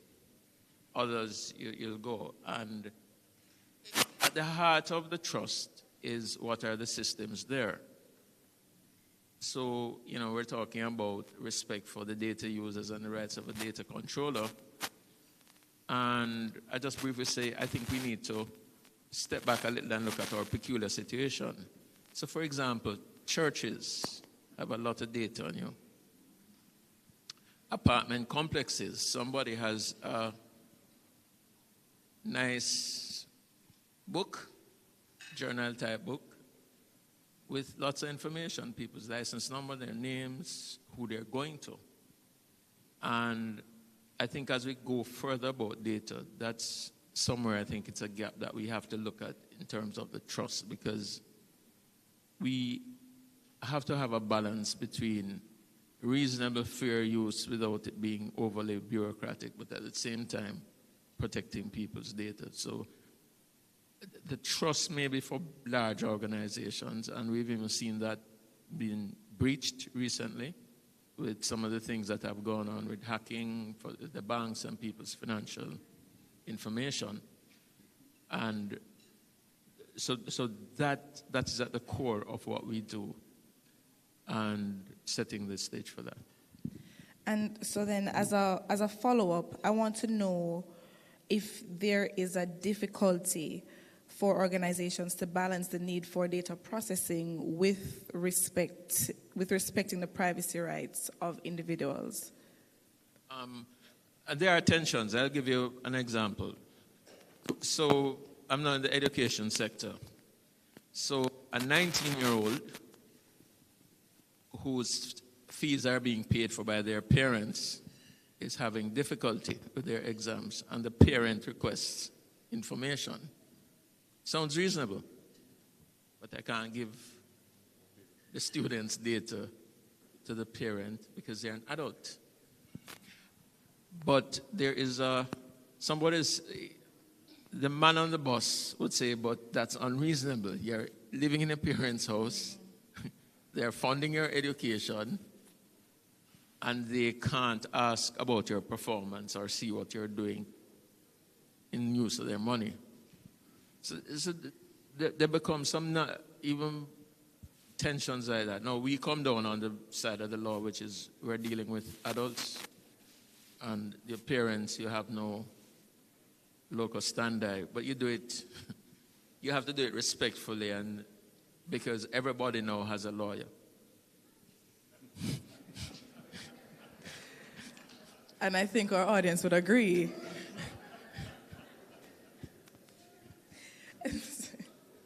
And so I want to go back to the role of the DPO, because I see that many companies, many organizations are making the thrust and to hire data protection officers so that they can ensure that there is compliance. And so I want you, Ms.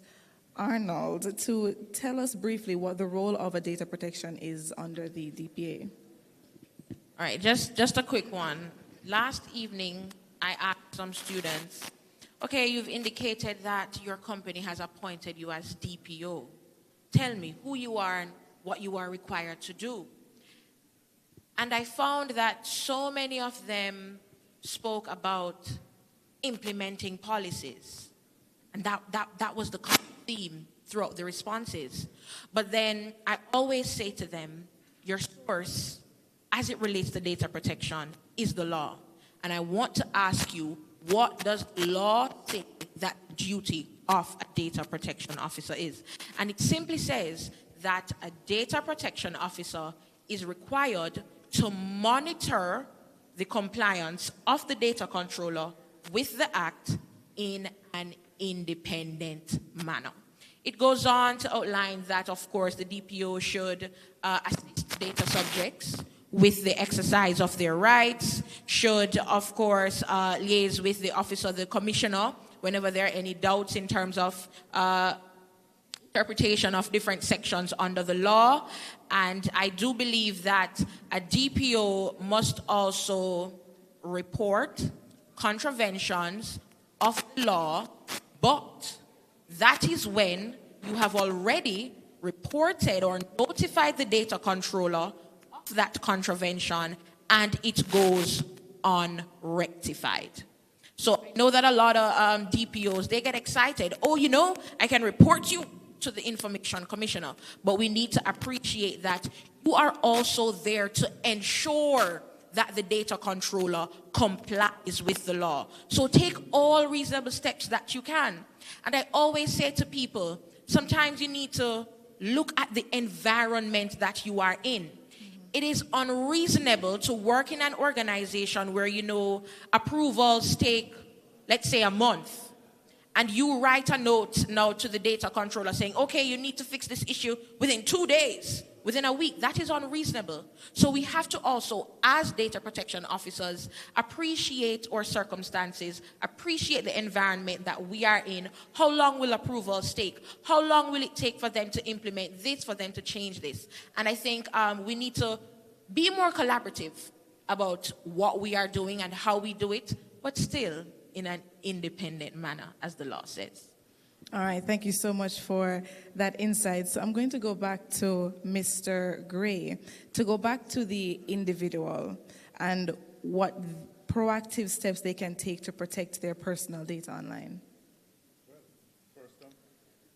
First and foremost, remember, data is gold. So the first thing you have to do is to ensure that you have adequate and robust password protection. And what we're talking about, you have two-factor, you have passwords now that are up to 10 digits long. But one of the most important things, it can't be your license plate number. It can't be 1, 2, 3, 4. Your birthday is almost out. Now, in the age of social media, of course, you have to be very careful what you're answering on social media. Social media is asking a series of random questions, which the hackster, of course, is looking at the answers that you have provided, and invariably, 90% of the time, if you really look at it, it is some combination of what your ultimate password works out to be. So the hackster, of course, is looking at all your answers, having gotten into your personal space, randomly inserting almost all the information that you have entered, and voila, they're in. You also have to remember this is an open data space where, of course, you have public internet. Be very, very mindful of the transactions that you are going to do on public internet bands. I certainly, unless you are forced, would not recommend banking transactions. Try to find a private internet or have a VPN on your machine so as to ensure that you have in place adequate security protections. We're also in an age where people bootleg programs, and bootlegging programs is another thing where sometimes embedded codes are in there that move data from one point to the next. And you're entering all of your personal information. It's being diverted to someone else who utilizes it for a nefarious purpose. So, of course, you also have to ensure that even though you have a password and it's robust, you, of course, keep it private. You can't write it down on a piece of paper and have it stuck on your desk or put in a drawer, or as some people tend to do, constantly repeat it when they go to a machine and say, you can't help me, here's the password. Because I'm not seemingly getting through. So those are the steps that we need to do. We need to take amongst all the other things that we can do to ensure that we have in place robust password protection and that it is maintained. Before I forget the last one, of course, routinely change your passwords. Some of us have the same password from the day we opened or got an ATM card until the day we are through. We need to ensure that at routine times we change the password and change it to a level that is not easily recognizable, and preferably, well, most banks now put in place a system that you can't repeat the same password ever. They invariably reject that password and say you have to use another one. So you also have to ensure that you do that. That's a very important point, because I know that I know the Jamaican people, and there's something called the spirit of Kambada that comes over us when we have to think about changing passwords for the million subscriptions that we have and the million places that we have passwords and logins to. And I will be the first to admit that I was one of those persons.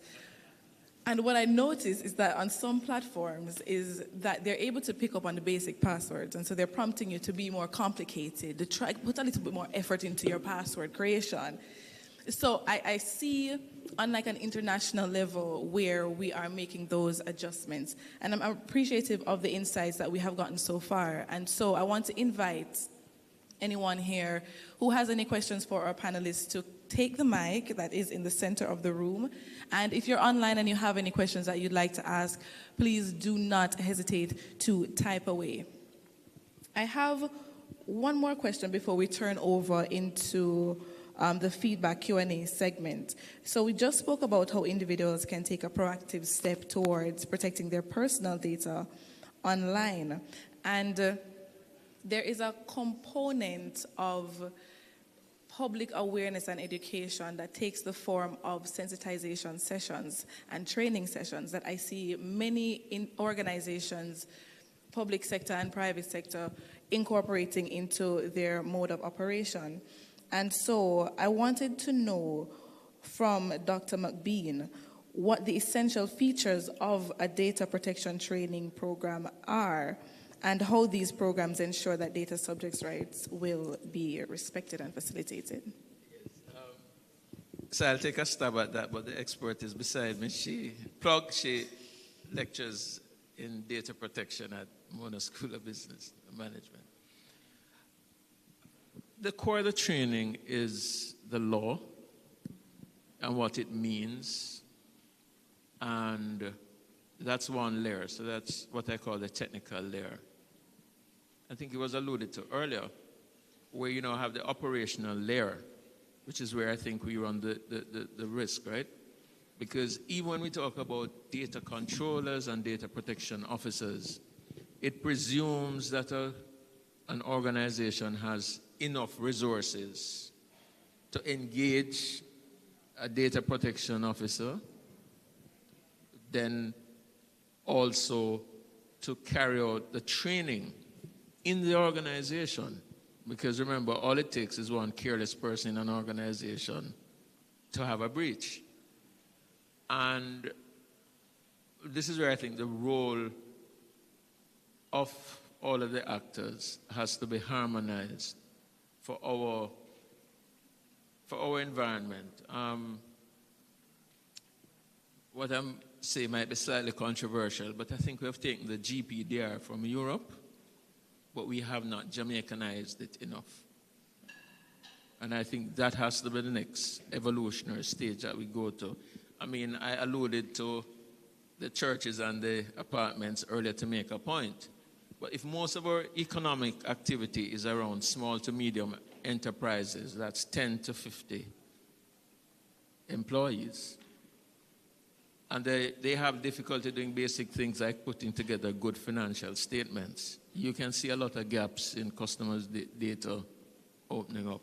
And so in terms of the sensitization, I think while the larger companies will be able to put on training and HR puts on things, and they can liaise with the Office of the Information Commissioner because they have both the knowledge and the attitude and the aptitude to do it, I think it's at another level where we really have to have, a simple cheat sheet so that a small business could go and say, okay, what should you do reasonably to protect your data? How do you go about it? What should you tell your employees?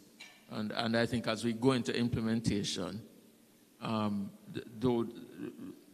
that's really where now that sensitivity, and I think we may need to relook at the exemptions or how we treat. Right now it's just a blanket thing. Every breach is what, millions of dollars or time in prison or a combination of both, and it actually needs to be there, right? But would I treat NCB the same way I treat Miss Matthews' cook shop? And so I leave you with that as some of the considerations. Thank you. If I may, there's a very important consideration whenever you are building a training program or you consider doing training as a data controller. It has to be fit for purpose, fit for your audience. So if you are in charge of, as a DPO, you're conducting training for a medical facility, it's not just about going in and saying, okay, who is a data subject? Who is a data controller? These are the rights of the data subject. These are the standards under the law. Fine. That is good and fine, But how does that apply to what I do every day? How does that apply to me? Having a patient come in, I'm asking for all of this information, I'm collecting your height, all of these diagnoses, put in a filing cabinet that may not be locked. We just have, and doctors tend to have lots and lots and lots of old files, but we have to, people, ensure that it's fit for purpose. At the JCAA, whenever we are considering training, I seek to find specialists who can tell us what is going on in the aviation space. Where is data protection going in the aviation space? Lawyers, you have to look. Where is data protection going for law firms? And not just for law firms, but as sole practitioner folks. It has to be fit for purpose, or your people they'll not want to come to the training sessions because they'll think, oh, we're going to hear the same thing over and over. What does the DPA say? What are the rights? What are the principles? So please remember these 3 words: fit for purpose. Thank you. And thank you. I'm getting the wrap-up signal from Madam Producer. So I want to ask anybody, do you have any questions for real? Oh, I saw 2 quick hands. All right, I can take one of those hands, and I saw the lady's hand first. So you can approach the mic and direct your question to one of our panelists.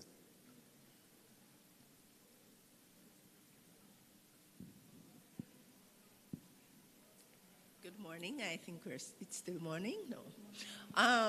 All right. My question goes to Miss Arnold.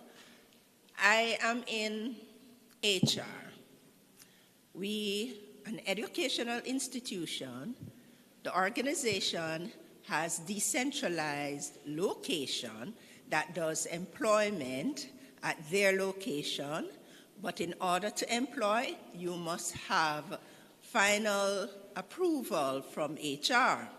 So your official personal file is kept in HR. However, in these locations, they are collecting personal information along with sensitive personal data.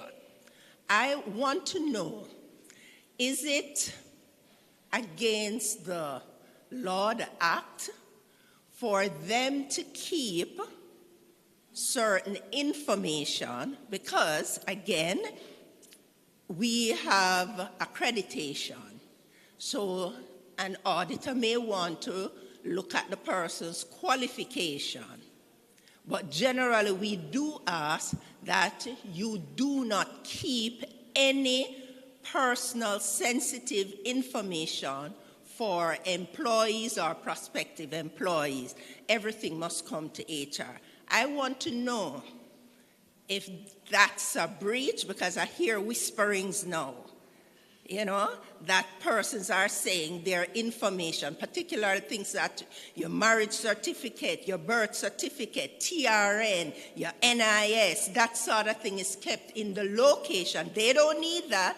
They need information possibly on the qualification if the auditors come in.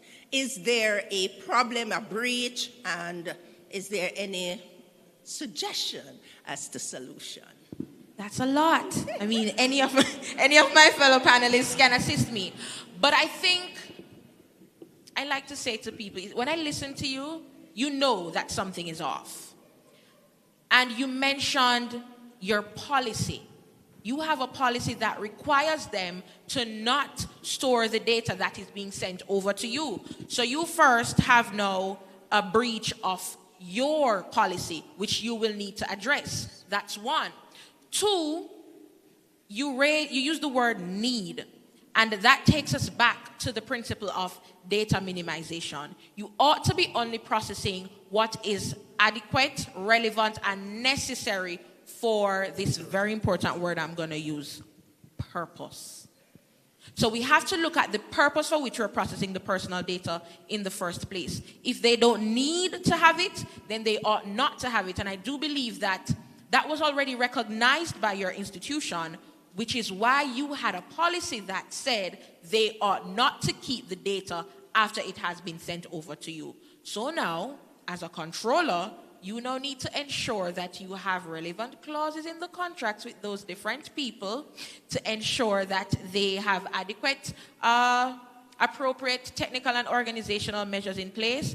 And for this specific issue too, don't just put a blanket clause, address this specific matter. You ought to destroy the personal data within this time period and provide certification of disposal as well. You can address it in that way. If any of my fellow panelists want to chime in, you can.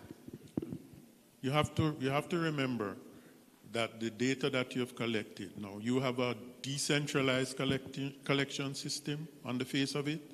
You have to ensure that all the data that has been collected at least is funneled to your head office, and that your policy, as Ms. Arnold has indicated, deals with who keeps what, when, where, how, and why. Now, you have to remember that loosely kept data is the very, very first wrong that will create the breach. Now, in your discussion, you mentioned the matter of the breach. Now, remember, at this stage, the information that you have is kept within your entity, with different actors in the entity having the information. The policy, as we would say, would speak to where the information is to be stored and who will have access to it. Now, two things are important. You have the manual, and of course, you have the automated. You have to ensure that you have the organizational means in place to protect it, both in its manual state and in its automated or digitized state. Now, when it comes to you, because you're dealing with an employment function, the question is, what does your policy say about your data retention policy? How long? So you also have to ensure that if it is the process of employment has concluded, how much longer after the conclusion of that process do you maintain those records or seek to have them destroyed? And if it is that those employees become permanent employees, to ensure that the data that you have collected is securely stored, whether it be automated, whether it be manual. I just briefly say, it sounds like you may also have, trying to say this delicately, you might have a management problem, Because in decentralized operations, there's always a tension between head office functions and field operations. And usually that's a question, especially if you have satellite HR officers in the field. So you may want to look at how that's arranged in a company as well. All right, thank you so much. And it is on that note that we will transition to our second segment of our panel discussion. So I'm going to invite a switchover right now. Dr. McBean, thank you so much for your time, and we will now make way for Mr. Chukwemeka Cameron to take the stage. Now, I think we need to adequately introduce him. He is the founder of Design Privacy, which is a consultancy firm that helps companies comply with local and international privacy laws. He believes that by protecting informational rights and complying with privacy laws, allow for the free flow of information and ultimately the generation of wealth. He is a certified lead implementer for, these are numbers and letters, so take time with me, ISO 27701, which is an extension to ISO 27001 for privacy information management that aligns with the Data Protection Act. It's a new standard designed for use by anyone responsible for personal data in any sort of organization. Please make him welcome.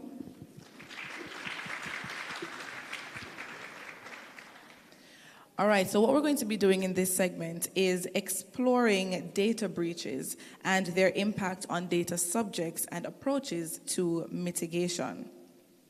So the first question I will direct to Mr. Gray to establish what a data breach is and which breaches are the Data Protection Act concerned with.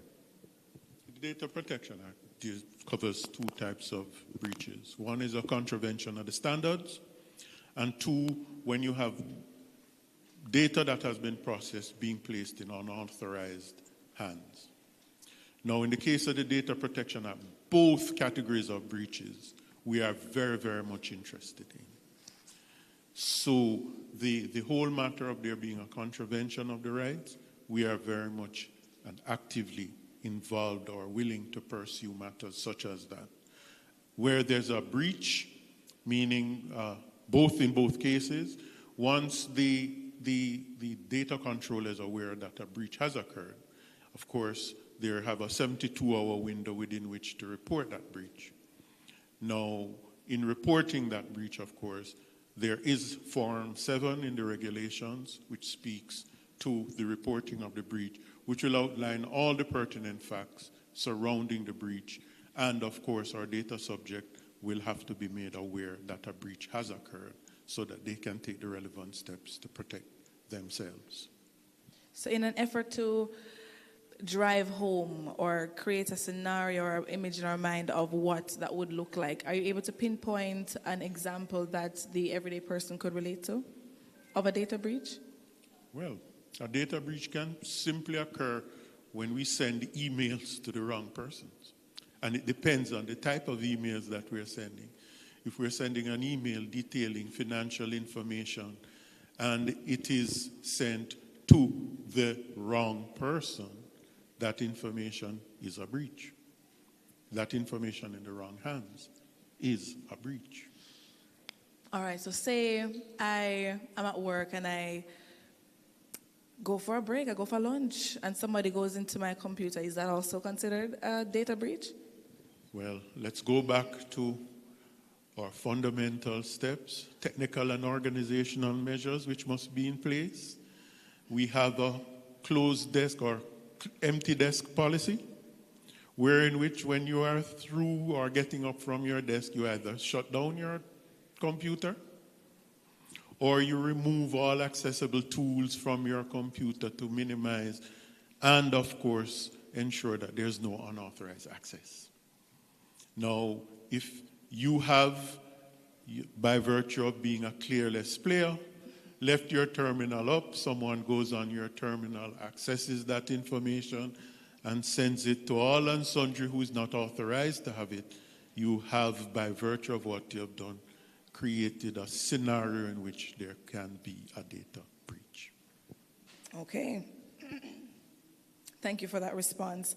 And thank you for simplifying it, because earlier today when I was having a conversation with one of our OIC employees, it was enlightening to hear that there are other simpler ways to identify data breaches, because when I think of the Data Protection Act, I think of something big and something grand, but there are a lot of simple, relatable experiences that we can pinpoint that can help to drive the point home. And so in an effort to further establish the foundation of our discussion here today, I want to ask Ms. Arnold what the most common causes of data breaches are, whether they are internal or external. It's unfortunate, and whenever, let's say, I'm training staff, I feel bad to say employees can be your weakest link. I feel very bad when I say it, but it's the truth. And we have to consider that human error can cost us a lot of money. It can cost us consumer trust, financial damage, everything you can think of. But at the end of the day, it takes us back to how do we address that human factor. And you have to do your best, and you have to train people. Because the truth is, there are those who will get up from their desk. Yes, you have a clean desk policy in the organization. Somebody will come, hey, do you have a clean desk policy? Oh, yes, we do. Here's a copy. But then you have to ask yourself, do the employees know about this clean desk policy? Do they know what is entailed in this clean desk policy? And the issue here is paper compliance that many people push. You draft policies on top of policies on top of policies. But what about the implementation of the actual policy? What about having simulations, for example, to get people to understand what is required? So you have to get the people on board, because the humans will take you down, unfortunately. And so, Mr. Cameron, if you're able to give us an answer for this, what do you find is typically targeted? What kind of information is typically targeted in a data breach? So, one, information that can be leveraged. So, dependent on the type of organization you operate, any information that you hold valuable, that is what we want. So that's one approach. How do we exercise leverage over the organization? Mm-hmm. So if we were to take it, put it on the black web, are you likely to respond to my demand for money, or can you just ignore it? But there's a converse approach. Give me any information, because the other approach is just profiling, and I just need a piece of any information to build a picture of you. So it can be very targeted in terms of your most valuable information, and then any piece of information you throw away in the garbage, I want, because I can now build a profile around an individual and possibly steal their identity and represent myself as them. And how do you see these breaches impacting people? What are some of the risks that affected persons face? Thank you, because that's the part that I want us to start appreciating, and that's the part I emphasize. And I start at the worst case scenario. And when we say worst case, the impact of a breach on a data subject could lead to, if we were to look over to the north in the United States, we see where there has been a change in administration. And now that the leadership of the administration is now demanding names of persons that participated in certain prosecutions. And the result of accessing that data is that persons lose their livelihood. That's on the lower level. In real terms, people can lose their lives. If we were to go back to Green Bay. What was Green Bay? We had Colonel Rocky Mead here, so he may have been able to speak to it with much more authority. But this is where the government surveilled individuals, used their personal data, and rounded them up, took them to Green Bay, and killed them. So when we say what is the impact or harm that data subjects are exposed to, it's real. On the lower level, and what we are faced with every day are those persons who are sitting down in here today who may have used biomedical lab services, possibly to do a paternity test for a child that they had not necessarily with a partner, and they now fear that their wife may be tech savvy. And if the wife have any sense, she knows she can find out if I did a paternity test. And that would cause me not to be able to sleep, because I am now concerned that people may find out my business and my life can mash up. That's real. That's real. If it is, I had AIDS and I didn't want anybody to know, and now I know my information is available for all, I worry that my employers may find out and I may lose my job. That is real. So when we speak about personal data and protecting data subjects and reputational harm, and that is what the Data Protection Act is all about, is protecting data subjects from real physical and emotional harm. Mental distress. And we have him saying that we can protect them from mental distress as well. All right, so I'm going to turn over to Ms. Arnold, and I'm asking you to tell us about any non-technical or organizational measures that entities, especially in the public sector, can adopt to ensure and enhance data privacy and prevent breaches. Everyone will be annoyed with me today, because at the top of my list, at every single moment, is training. That is at the top of my list at all times. You have to get people involved in what you are pushing for data protection compliance. It's beautiful to have a nice team. Oh, we have an IT security specialist. We have a data protection officer. We have an external consultant. We have a legal expert. We have a forensic expert as well. But what about the people in the organization? And I'm sorry if you're annoyed with it, but at the end of the day, you have to think about it this way. If the email is sent to the wrong person, who has sent that email? An employee, a human. Now, here's the thing. Many people are not alive to the very simple examples that have been brought up today. And that is why it is important for the 3 words I mentioned before: ensure training sessions are fit for purpose. And you want to bring it to the forefront of the minds of the people in the organizations, because you have to develop a culture of privacy. You want people to get to the point where they always pause. Should I do this? Oh, let me check the recipients of this email again. Can I click send now? Am I allowed to access this folder? Is it okay for me to share my password with Jean over in marketing because she said the director said that I should give her my password? Do you and Jean have the same access?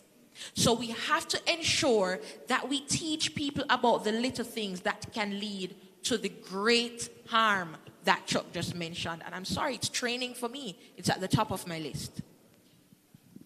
So, this is the situation that we're in now. We are anticipating the needs for data protection. We know what we have. We know what we need to protect. We get the training. Everyone knows procedurally what to do, and it's fit for purpose. But there's a data breach. Mr. Cameron, what does it look like? What are the steps that an organization or a data controller is taking to make sure that, or in response to a data breach then? So let us assume that it was a information security data breach, some in relation to access to some software and not in the physical world or the manual world. So what it looks like today, the first thing that would happen is that IT would cover it up. That's the first thing that would happen.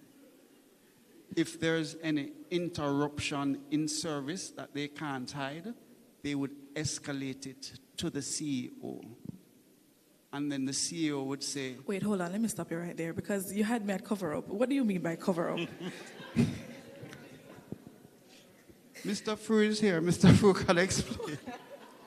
So what it means is that they may just press reboot and hope that everything is fixed and disappears. The problem disappears. All the breaches disappear. That's what it generally looks like. Why? Why is... Because it is a reflection on them doing their job or not doing their job. They have an interest to serve. Okay. They can't tell the boss that your systems that I set up are not working properly. They're putting their self-interest first. And so when the law says there shall be no conflict of interest, that is what it means between a data protection officer and an information security IT. They're putting their self-interest first. When it is escalated to the CEO is going to be putting the business's interest first. So how bad is it? We don't know. Okay, we need to fix this. Don't tell anybody. This is just between you and us. You will report to me directly, and I need a report by tomorrow. Okay? And that is if there is no impact on external. Then a day after that, you may get a public thing.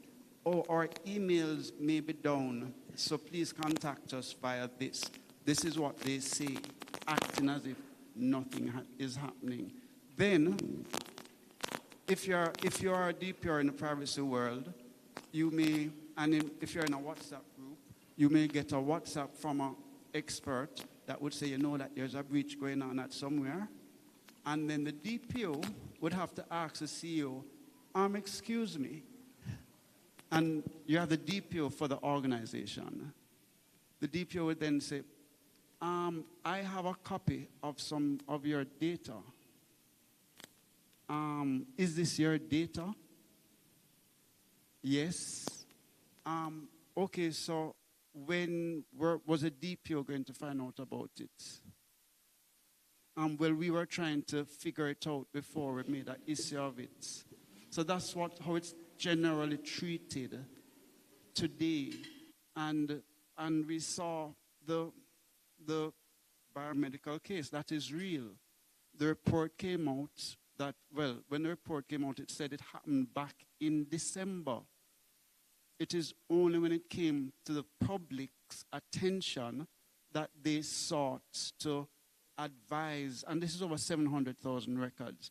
There's no email that can be sent to everyone. There must be some sort of public notice, because that is a significant issue of public trust, and you have a duty to notify your data subjects. So if you think you have 700,000 updated emails, that is not true, that is false. So the only way to effectively communicate is through some public notice. So what it looks like today and across the world is hiding it until you have to treat with it.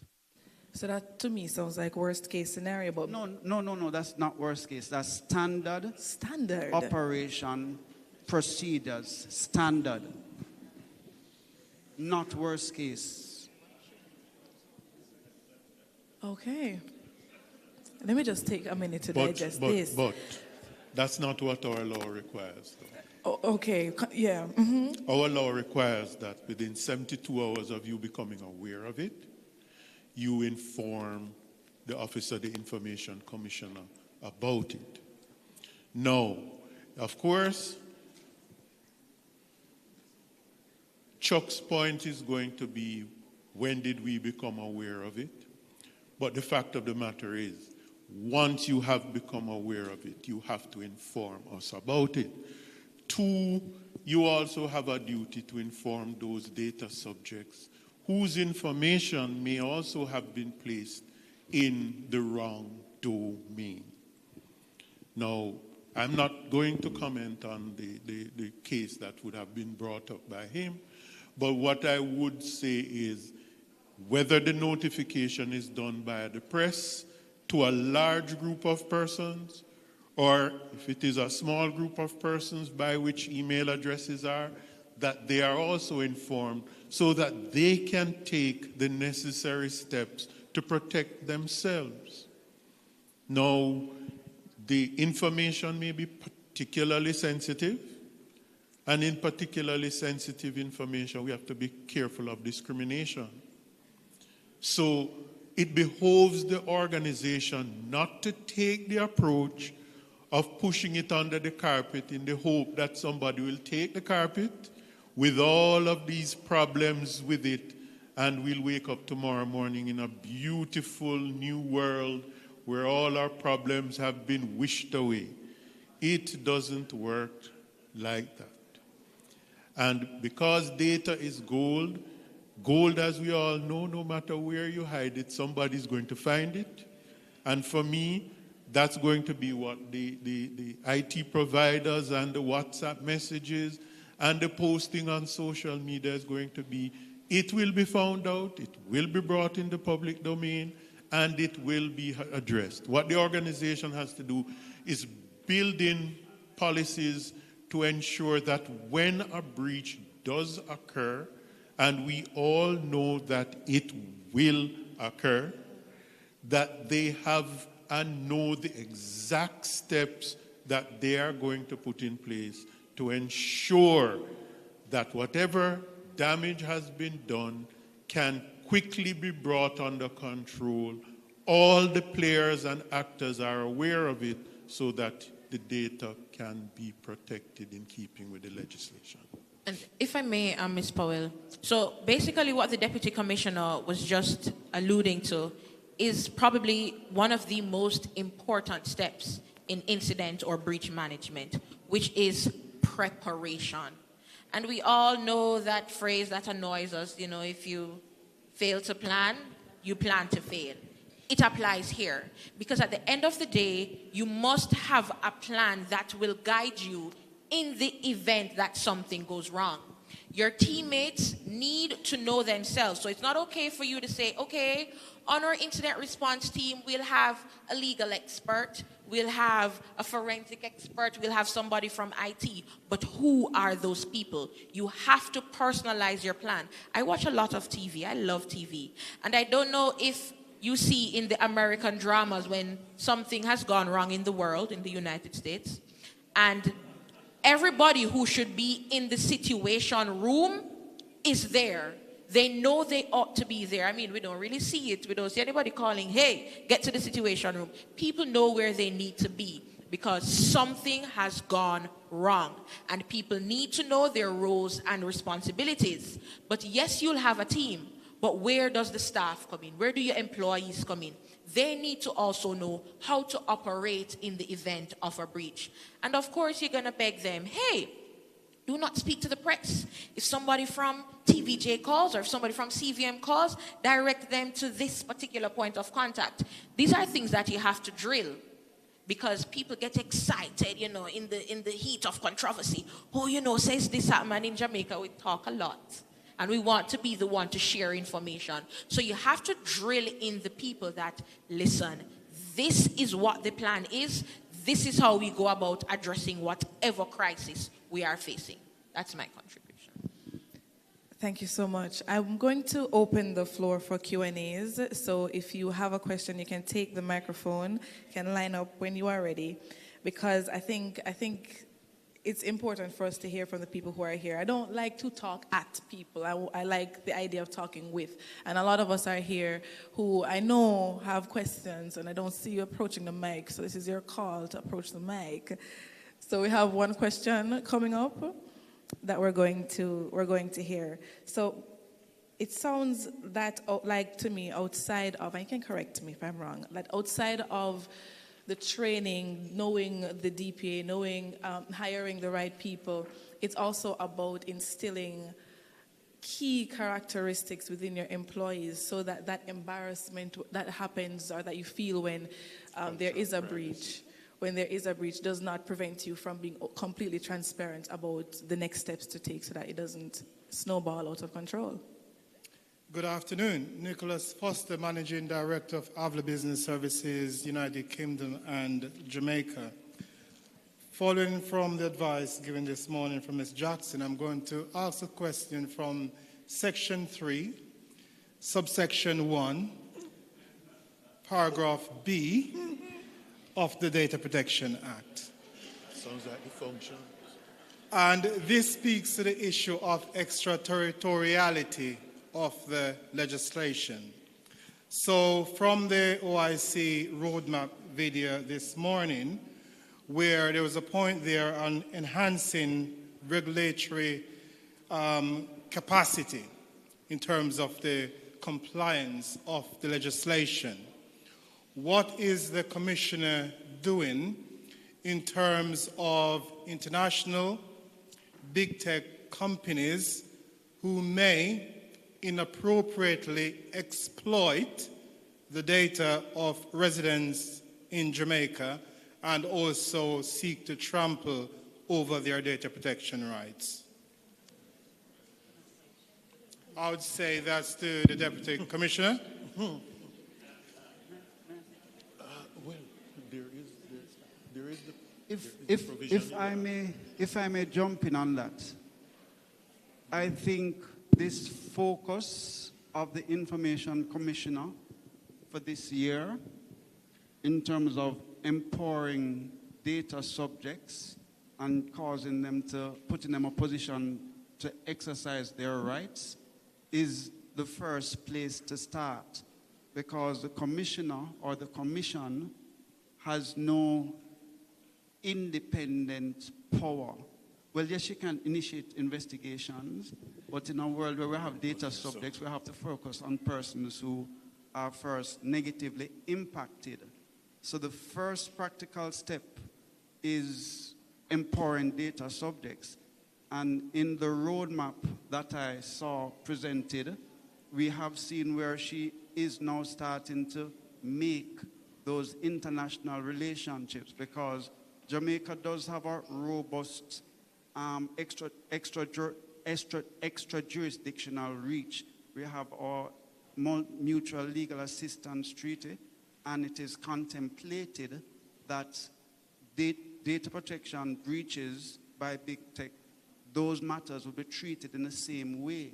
But the complaint must start with the individual that would go to the Information Commissioner. Then the Information Commissioner would liaise with the Information Commissioner in the relevant country. So in terms of one, empowering data subjects and then building relationships with other information commissioners is what I have observed just from today. So I just wanted to put that, jump in with that. Also have to remember that the commissioner will have to liaise with the appropriate minister who happens to, in relation to that extraterritorial reach, the ministry in charge of foreign affairs, to put in place the appropriate legal means for this sharing of information and or association with entities and agencies outside. Just like you have the narcotics treaties, we will at some stage have to go to, in conjunction with the Ministry of Foreign Affairs, having such treaties in place. Thank you so much. If I may follow on that question, I have a question for the Information Commissioner. Oh, okay. But it's more segue, because Jamaica has an opportunity, not necessarily from an enforcing data subject rights perspective, but in terms of leveraging all the work that has been done so far. Because the work that has been done so far and our legislative framework is a powerful framework. To what extent are we working? Well, and Ms. Wakim is here as well. So it's really to all the right stakeholders are here. No. So Jamaica has an opportunity to benefit from an adequacy decision. What that means is that we have all of our foreign exchange come from all of our GDP come from foreign, or tourism industry, or BPO sector?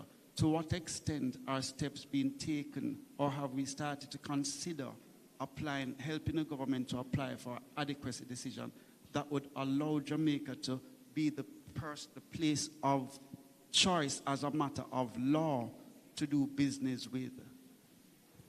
Is that on the table? And that is a significant. Jamaica has been looking for a golden bullet to drive growth, to drive our economy.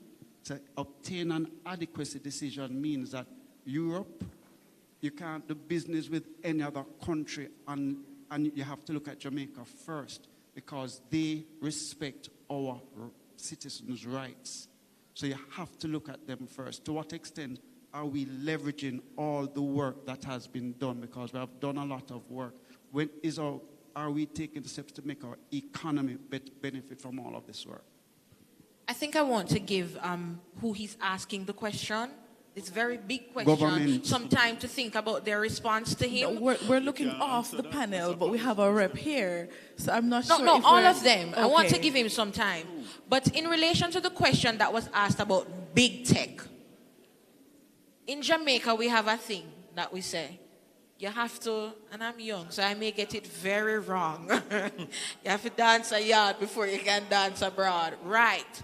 Now, how are we going to go outside and be finding big tech? Because I know you're thinking about the news and you're seeing, oh, UK ICO finds Meta how much millions of dollars and all. We're not there yet. And we have to accept that reality. Because if we haven't even started finding our very own people, the sanctions regime is not yet in effect. We have to be realistic about it. We don't even have the resources. People cannot find DPOs. People are giving DPOs monitoring and implementation jobs at the same time. We have to be realistic about where we are. It doesn't mean, though, that we should take it for granted that we're a small nation and not take chances and make big steps. But we have to be real about it, all right? Awesome. So those are two big questions for consideration for the OIC.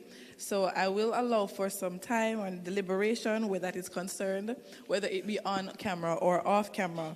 But we also have a question on our YouTube page from a very concerned citizen. Andrea Edwards Brown asks, can a breach occur when, for example, an invite is sent to an invite to a meeting is sent and all email addresses are available to all invitees?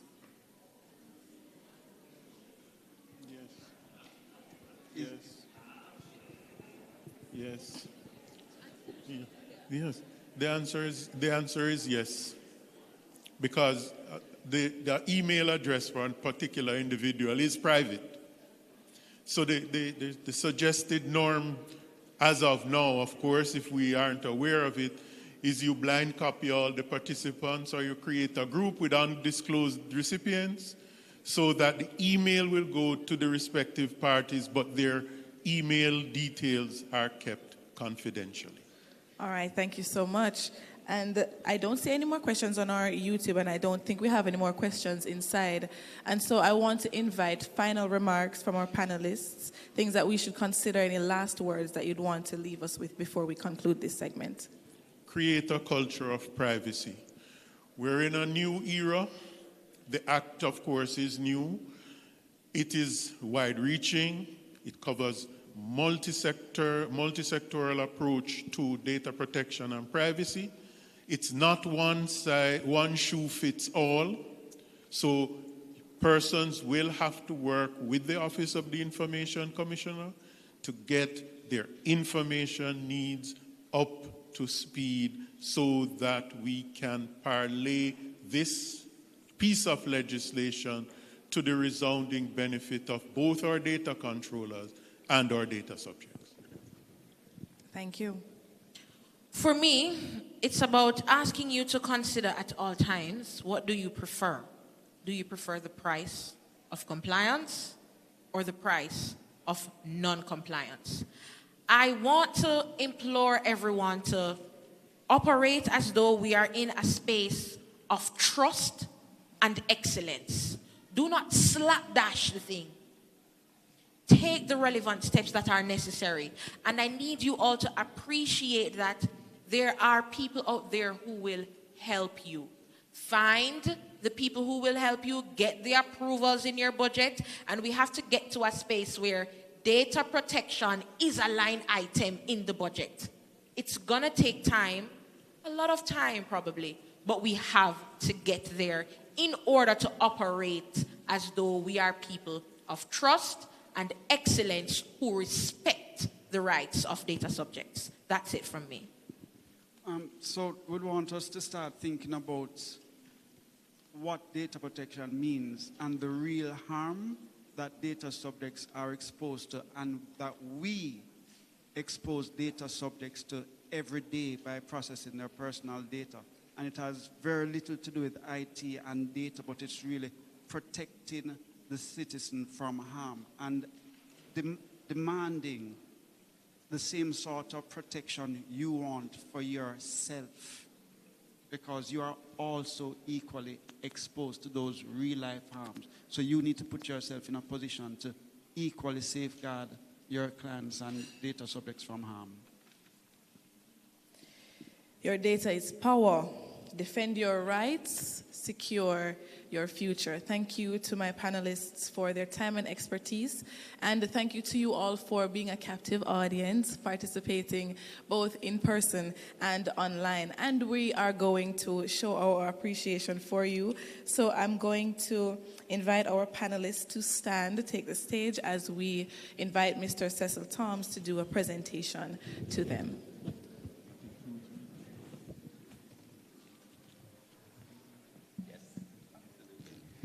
Good afternoon, all protocols observed. Dr. McBean is on the stage. Thank you so much for being here. On behalf of the Office of the Information Commissioner, I'd just like to thank all of you, our panelists, for your engaging and incisive presentation on the Data Protection Act and how it is that we can ensure the protection of personal information. I trust we all would have also learned that being a data protection officer is not just about implementing policies, but a lot more. And that it is vitally important for training to take place in your respective organizations. So as a mark of appreciation from the Office of the Information Commissioner, we'd like to say thank you with these tokens.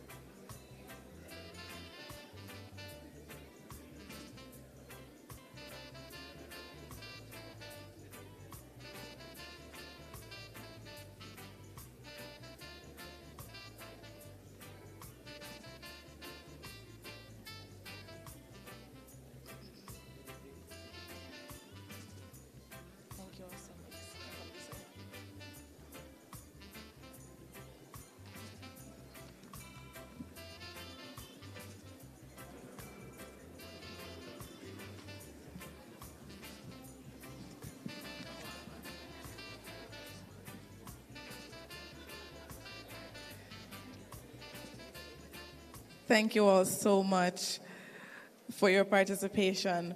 And we are just about ready to close the program, and so I am going to have the vote of thanks moved at this moment by Mr. Troy Ashley, who is the Information Center Manager of the OIC.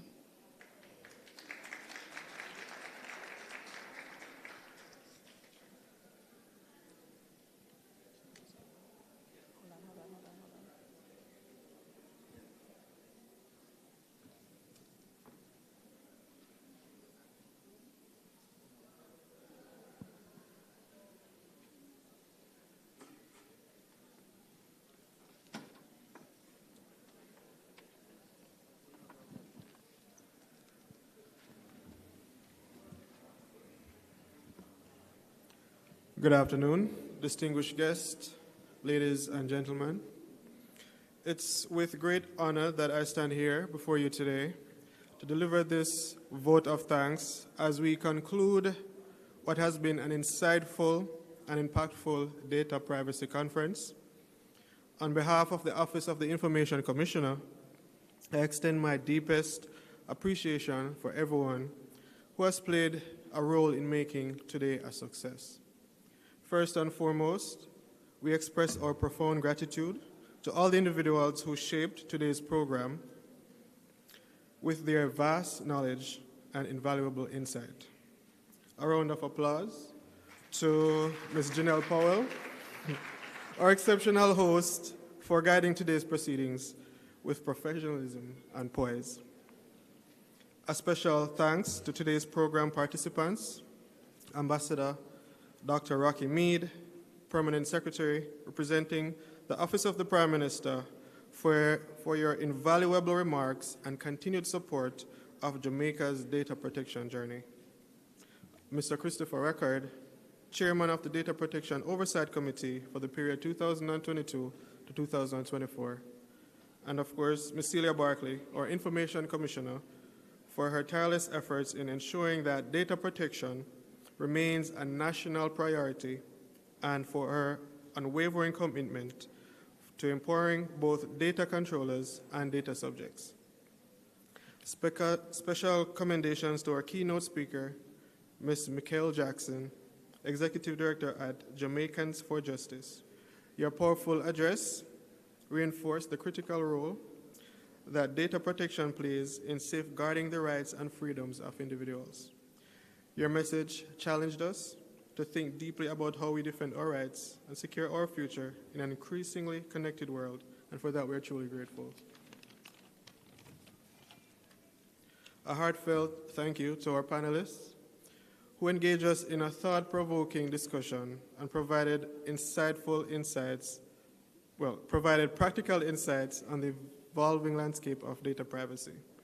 Mr. David Gray, the Deputy Information Commissioner of the Office of the Information Commissioner, Ms. Chavanese Arnold, Data Protection Officer of the Jamaica Civil Aviation Authority, Dr. David McBean, Executive Director of Mona School of Business and Management, and Mr. Chukwema Cameron, Founder of Design Privacy.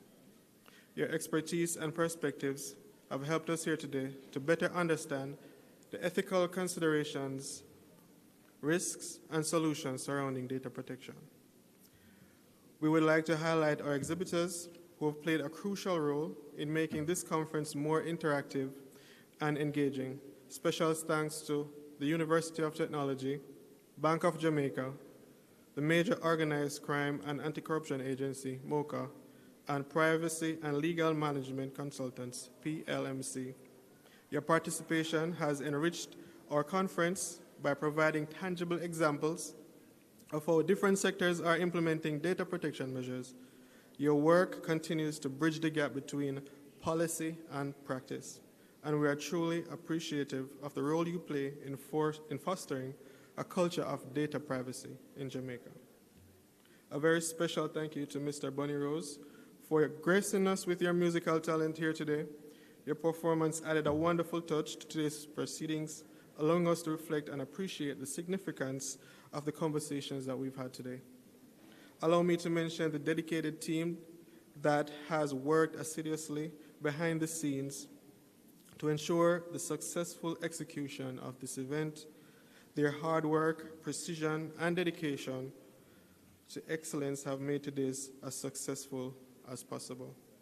We extend our sincere thanks to the Jamaica Information Service for their media and streaming support, Ms. Janelle Thompson, Social Media Manager, Mr. Wallace from Pro Audio Systems for delivering high-quality audio services, AC Hotel for hosting us in this outstanding venue, and for the provision of catering and technical support services, and Ms. Amoy Gaynor-Brown of Birth JA for her professional decor that has set the perfect tone for today's discussions, and to our media partners for amplifying this crucial conversation and ensuring that the public remains informed about the importance of data protection.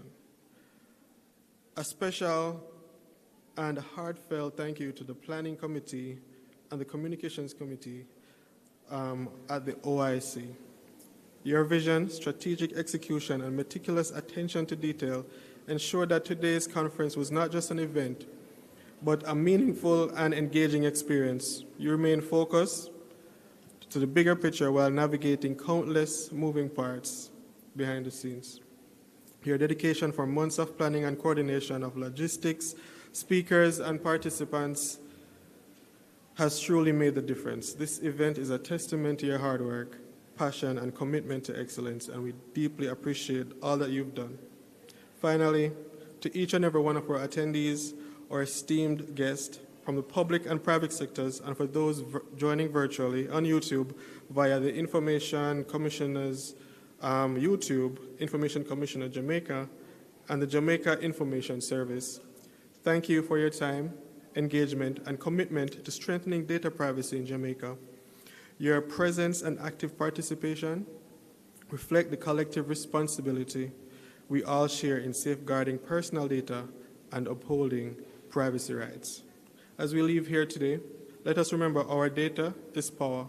Let us continue to defend our rights, secure our future by making data protection a core priority in our organization and in our lives. Thank you once again for being a part of this important discussion. Safe travels, and we look forward to seeing you again next year.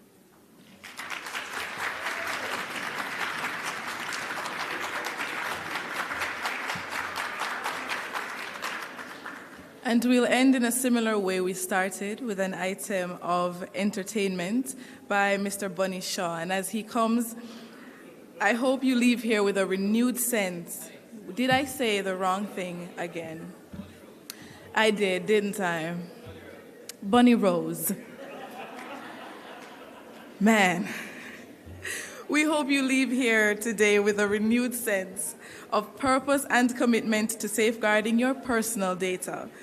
And the conversation does not end here. Let us continue to advocate for our rights and secure our future together. Until next year, I'm Janelle Powell. Take care. Thank you, thank you. And just for the record, Bunny Rose is actually my real name. Yes, it's on my birth certificate. So, ladies and gentlemen, as I said earlier, it's important to do songs that speak for themselves. And this song that I'm about to do, it's called A Million Dreams. And I want you to remember this. What we're doing here are little bits and parts of the million dreams for the world that we want to make.